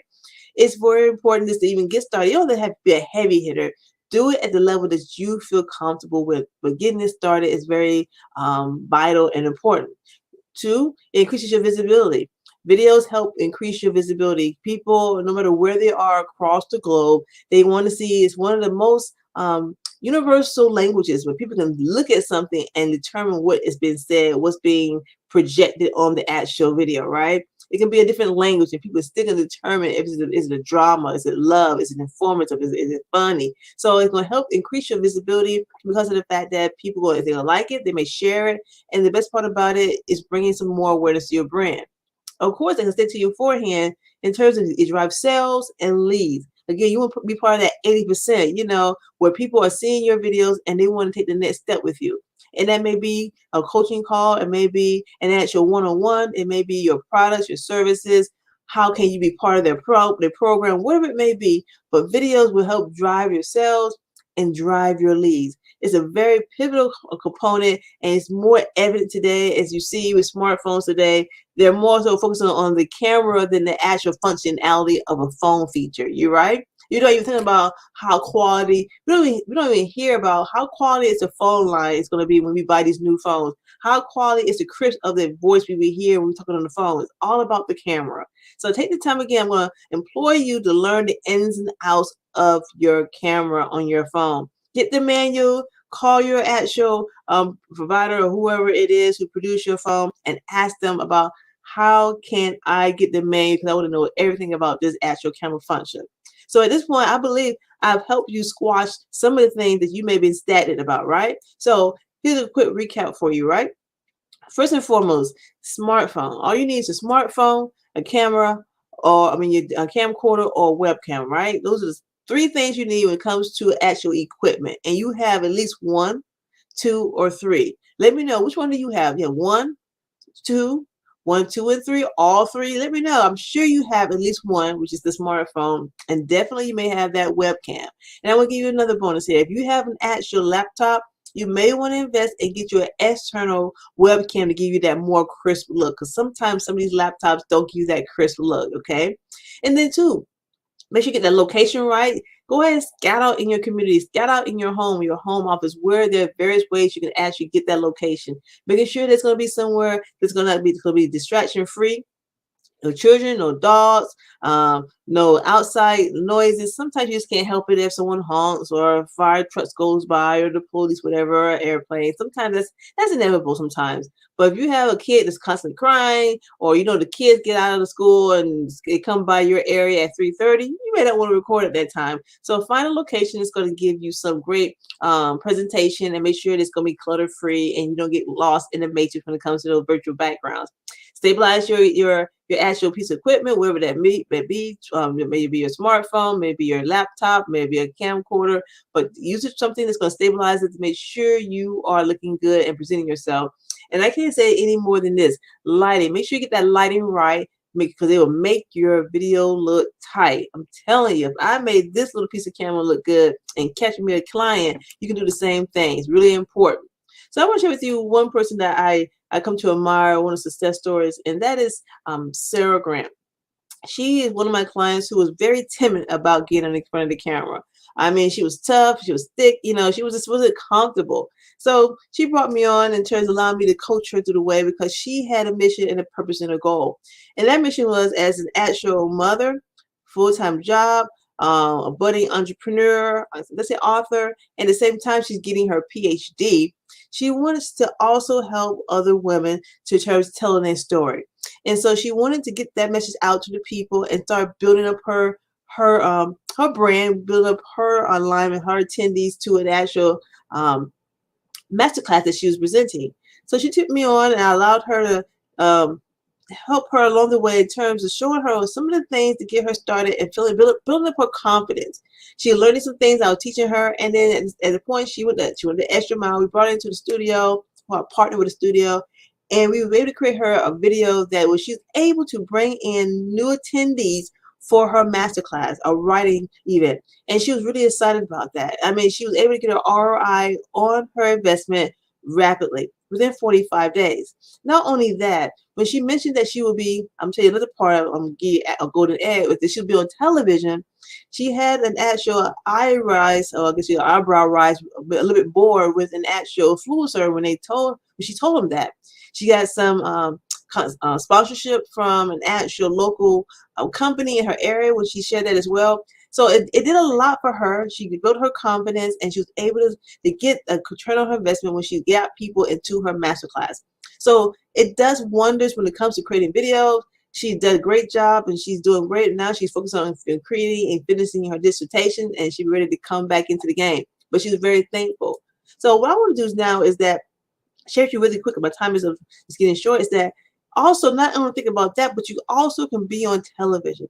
You don't have to be a Spike Lee, you have to be an actual John Singleton or Steven Spielberg today to create these videos. I'm giving you some simple things you can do right now, and I hope I've actually dissected and kind of alleviate some of the things that you might have been static with in terms of confidence, thinking you need expensive equipment, thinking that you don't like your voice or you don't know where to start. These are some of the things that get you started. But then the next phase of it is you can be on television because things have changed. And how that changed in 2013 is that I was able to discover the streaming TV platform Roku. If you're familiar with Apple TV, Amazon Fire Stick, well, Roku is the #1 streaming TV platform here in America. Right now, they have over 60 million active users who are streaming across this country. It's not even including the numbers across the globe, United Kingdom. We got Canada, Brazil, Mexico, and beyond. This is the older version I have. This is what I started back in 2013 that I bought. But I didn't buy this initially. I initially bought because when somebody mentioned Roku, I had never heard of it before. So, of course, like anybody else, we've all heard of Sony. So I bought a Sony. This is the big old boxy Sony one. I bought this Sony one, and I was content and complacent. And then somebody said, see if you can get on TV. Well, as an entrepreneur, I've always wanted to be on television. I know you want to be on television, but do I have a budget for television? No, I didn't think so. Especially here in the local area, like $500 for a 30-minute segment. That's not even including production, right? But that all has changed. I kid you not. So I went and bought this thing 6 months later, the Roku. And my mind was actually blown away when I saw what was on there, and I said, well, how can I get on it? And nutshell, I Define TV, it is a mantra. If you say to yourself, I Define TV, and our tag is television is built by you. So you have an opportunity to use what you have, your smartphone. You have the opportunity to use what you have, your webcam, or you have the opportunity to use a digital camcorder. And that will allow you to reach and create content really easily and simplistically, and allows you to submit that content and get you uploaded and broadcasting on America's #1 streaming TV platform. Now, I was just doing some research the other day, and I came across, this July, that people are streaming so much content around the globe. In 1 week, people are streaming over 190 billion, again, 190 billion hours of content on streaming platforms like a Roku, right? But oftentimes people are still fighting over getting online with like Facebook and YouTubes and the like. But there's a place out here for you on a streaming platform like Roku, right? So I'm sharing with you today, I want to invite you to help you get on such a platform really easily. I like to tell people, smile. You can be on TV, and it doesn't cost you an arm and a leg. And how we do it, one and foremost, we're going to help you do it by one, an easy option for everyone that comes across us, is let me interview you. I can interview you about your business. You can share your amazing story, your gifts and your talents, your services, your products, your expertise. I want to learn about you and share you with my actual viewers on my I Define TV Roku channel that's streaming since 2013. I've been in this for a while now, right? I also share across our social media platform. So I would love to talk to you about what it is that you do, who you're serving, how can we help, and get your message out to our viewers, as well as position you as that expert, that authority, someone that has something to share about your story and your story and your message. Can I do that? So if you're feeling kind of overwhelmed, like, oh, see, if I want to do some video, but I don't know where to go, well, first step would be just have somebody interview you. And I would gladly, definitely want to do that with you, sharing your message with my viewers across our platform, where we have viewers throughout the United States, Canada, UK, Brazil, Mexico, Barbados. We have Peru, Ireland, as far as Asia. So you name it, we have viewers everywhere. It's a very prominent place to be. Next, right? If you're already creating videos already, two, you can create your own TV show or series. If you're already doing some videos already, but want to take them to the next level and position them on a platform like Roku on TV, again, we can help you with that. Help you create them better. If you need some help with terms of improving upon your actual videos, reach out. I can help you with that. We were always looking for some quality content. And who we're looking for? Business coaches, experts, entrepreneurs, authors, those in the health and wellness, business sector, mental health, you name it. Everything that's broadcasted and streaming across I Define TV is PG-13 and below. So we're looking at that content that's really great. Now, again, all you need to do to get started is Zoom, set yourself up, get it started, and voila, you're streaming. The I Define TV Business Spotlight series that I've launched is all dealt through Zoom, because now we're much more savvier when it comes to Zoom. We get it all. We bring people in, and we interview you utilizing Zoom, and you can do the same thing too. So if you all thought about having a series or having a show, that is your foundation. You can utilize Zoom or such a platform like right now, utilizing such advice like what is it called? StreamYard. There's various ways you can create videos where, again, it's very attainable, affordable. But you can definitely reach out at smile.idefinetv.com. We can definitely walk you through some different tips and strategies. And then finally, if you say, well, see, if I'm big, I have a brand of my own, I want to have my own TV network or channel on the America's #1 streaming TV platform, Roku, right? But definitely you can do that. You can imagine having your own streaming TV channel and what it can do for you in your business. It can definitely give you instant credibility, increase your influential status, and definitely grow your sales. And definitely you have a lot of different ways to monetize it. Just recently, we helped somebody create their own channel. We developed it for them, managed it for them, because he wanted ownership. He wanted to maintain the rights of his content. He didn't want to put it on YouTube. He didn't want to put the wrong thing on there and get knocked off. But at the same time, he knew that people still pull content off YouTube. But being on his own channel on Roku, he has full control of that. No one can extract the content off of there and do what they want with it. So he has his actual platform. He's loving it. It does what he wants it to do. maintaining control. And at the end of the day, you can also monetize it the way you want to monetize it. There's so many different things you can do with having your own platform, like a Roku channel, a network where people instantaneously give you another look. It's like someone said, I have a physical book compared to having an ebook. Who would you kind of give more of a credibility to? The physical book. They went the extra step. They went the extra mile to get that thing done.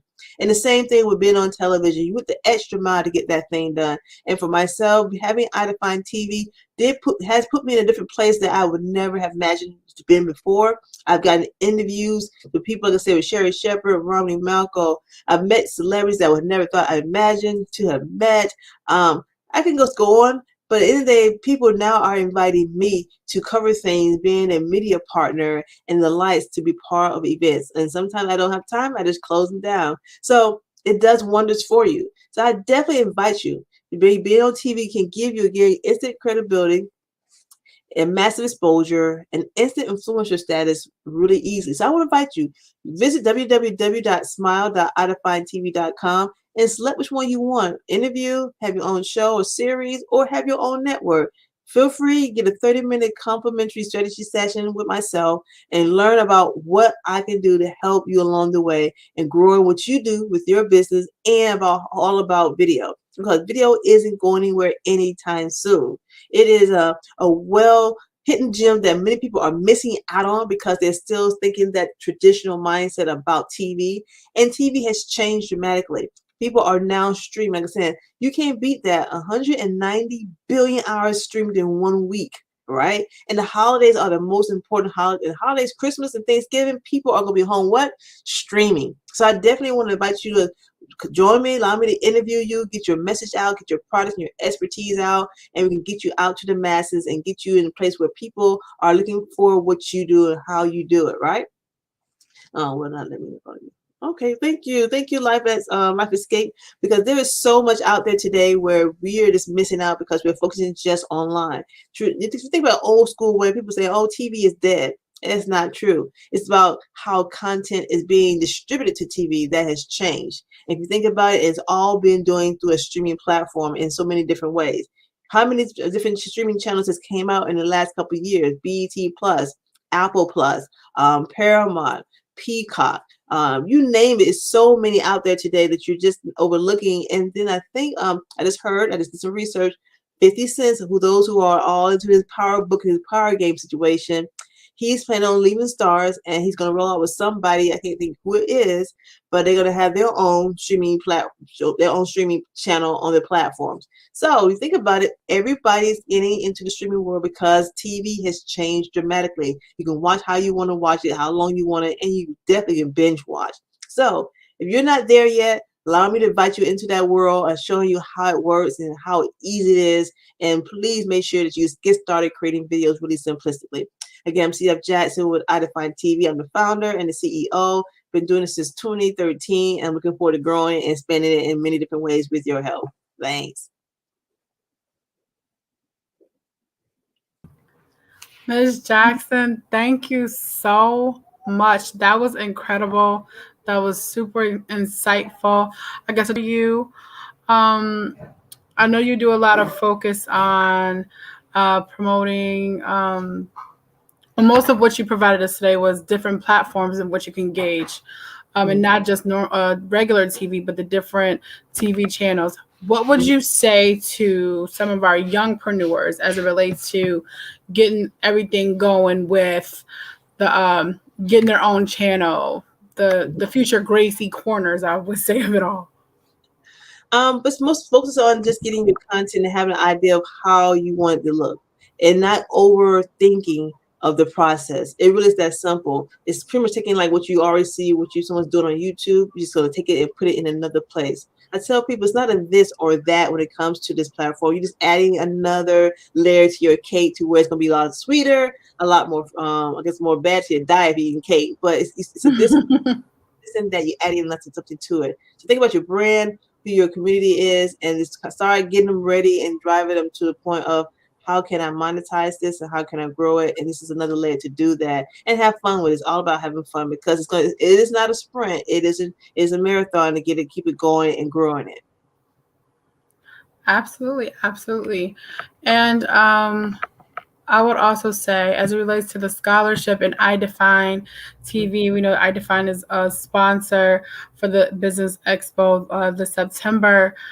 Can you talk about the benefit of the Black Business Expo USA Scholarship Fund?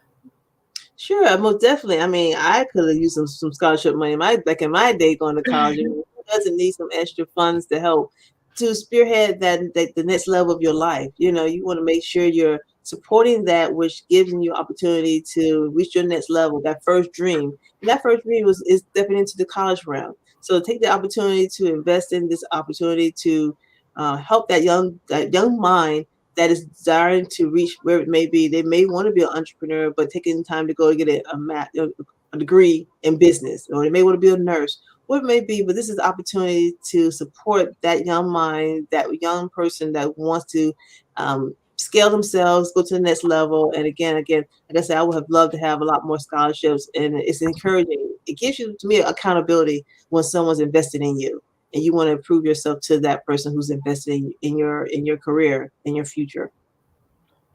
Definitely. I mean, I would say this afternoon we spoke a lot about community and having the community as a strong support system and a network and everything that we do. I know that we oftentimes as adults need support, and young people, our college students, our K through 12, they need quite a bit of support. How much would you say that us as adults or even professionals can further engage or provide additional support for our up and coming stars? It's listening. Sometimes I think as adults, we don't listen close enough to the young people to really hear and tune into what they're passionate about. And I mean, I'm not knocking my mom, but sometimes you think, oh, you should go on this path.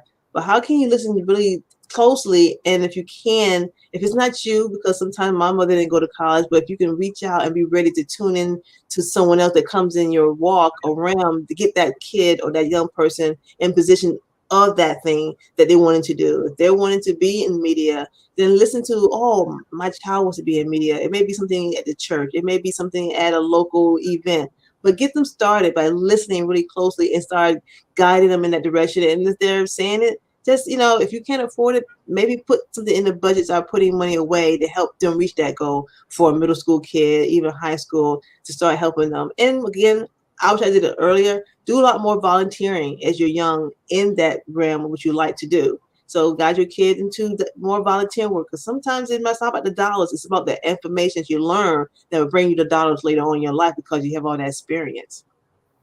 Absolutely. I like to think that's about letting go of fear. Yeah. I know generations before me, possibly my mother's generation and her mother's generation, giving the system that was, I'm going to use nice words and say gifted to us.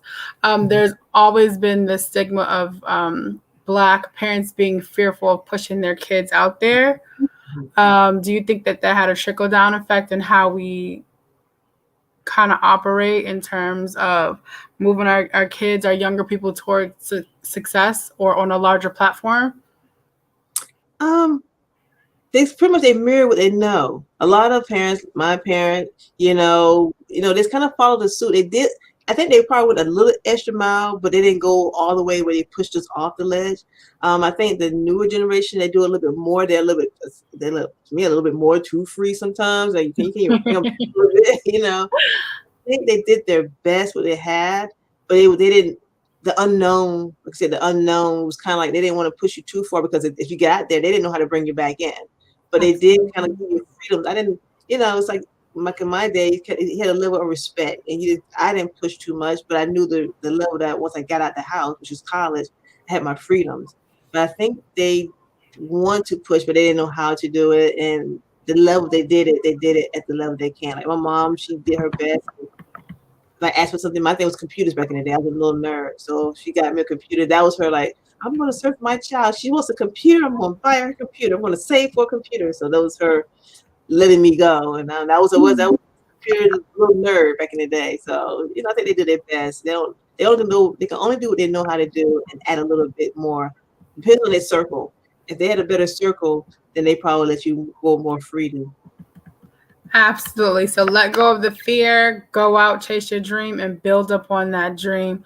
Thank you so much for your time, your expertise. This has been great. Thank you. Absolutely. Genius is common, and I'll see you on the other side.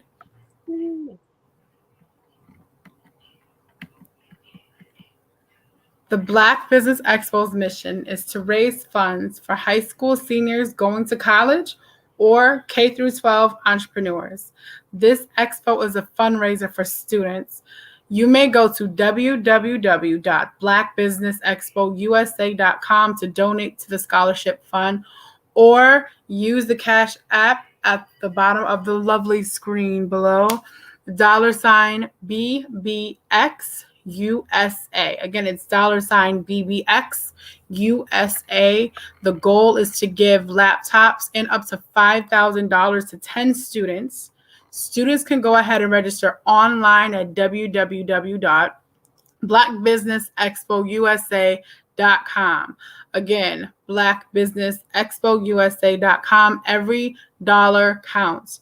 So please remind you to donate to the scholarship fund.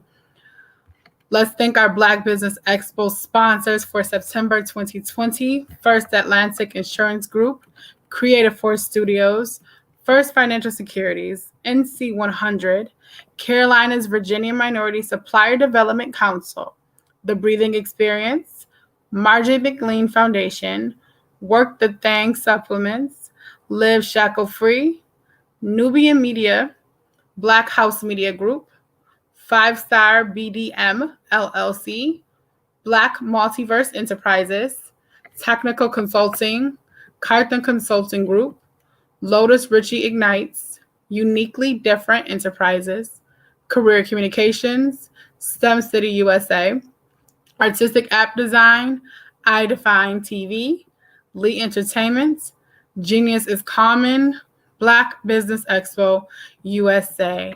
I am Elise Fears. I work as the Director of Faith-Based Initiatives for the New York State Senate. I've enjoyed my time serving as your moderator today. I do spend time connecting small businesses, houses of worship, faith-based leaders with capital, community resources, and it was a great pleasure to speak with a lot of our leaders here today on the Black Business USA Expo. We'll see you back here tomorrow for more great speakers sharing their greatness with the world. Invite others to share in this historical experience. Remember, genius is common, and I'll see you on the other side.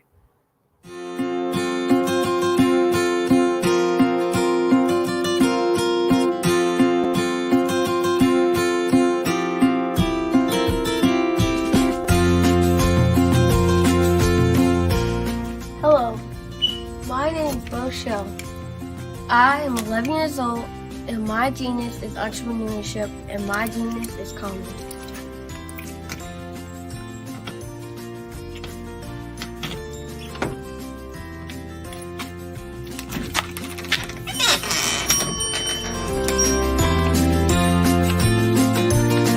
I have been hard at work, and my genius since the age of 8 when I asked my parents to buy me an ice cream cart for my 8th birthday. Why?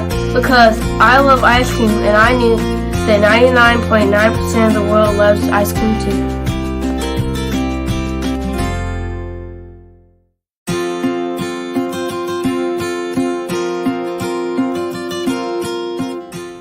I started my business because I wanted to make my own money, give to my school's missionary, help my family, and buy my own toys.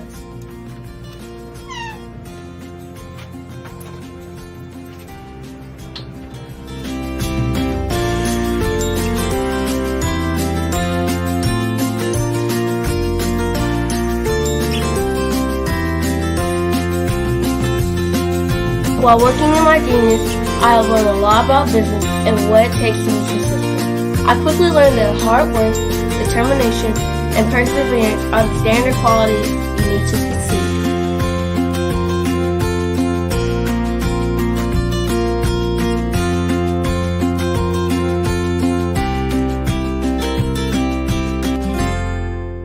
However, in my 4 years as a business owner, I have learned things that you can't learn from a book, like the true meaning of customer service. Great customer service is how you sincerely say thank you to each person who spends their money with you.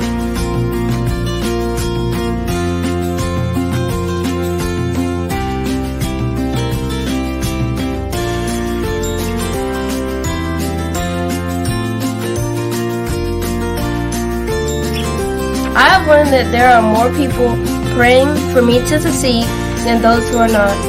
I have learned that people are always watching and are expecting great things from me. I can't imagine letting them down.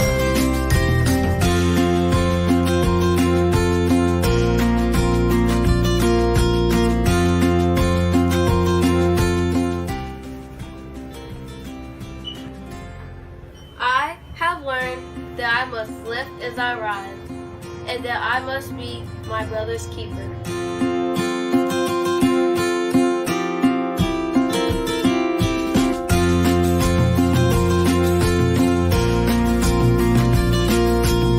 I have learned that it's very important to give back to the people, the causes, and the community where I live. I have also learned that once I become a billionaire, I will be well on my way to becoming a billionaire and to changing the world by providing jobs and opportunities to others.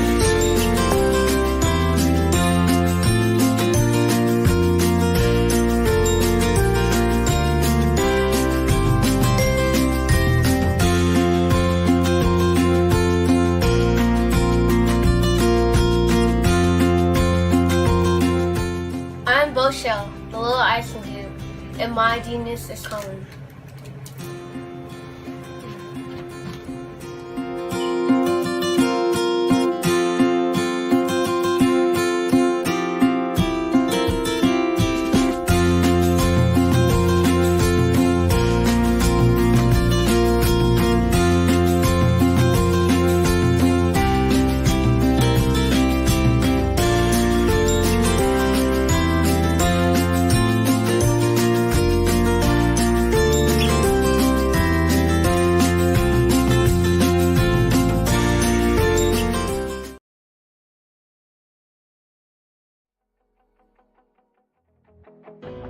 I am Black business. From the moment I wake until the time I sleep, I am Black business. I am Black business. Are you Black business? I am Black business. Do you support Black businesses? I support Black business because I am Black business. Black Business Expo, one of the largest business showcases in the history of Black business in the world. Sign up today at www.blackbusinessexpousa.com or call 919-308-9090. I am Black business.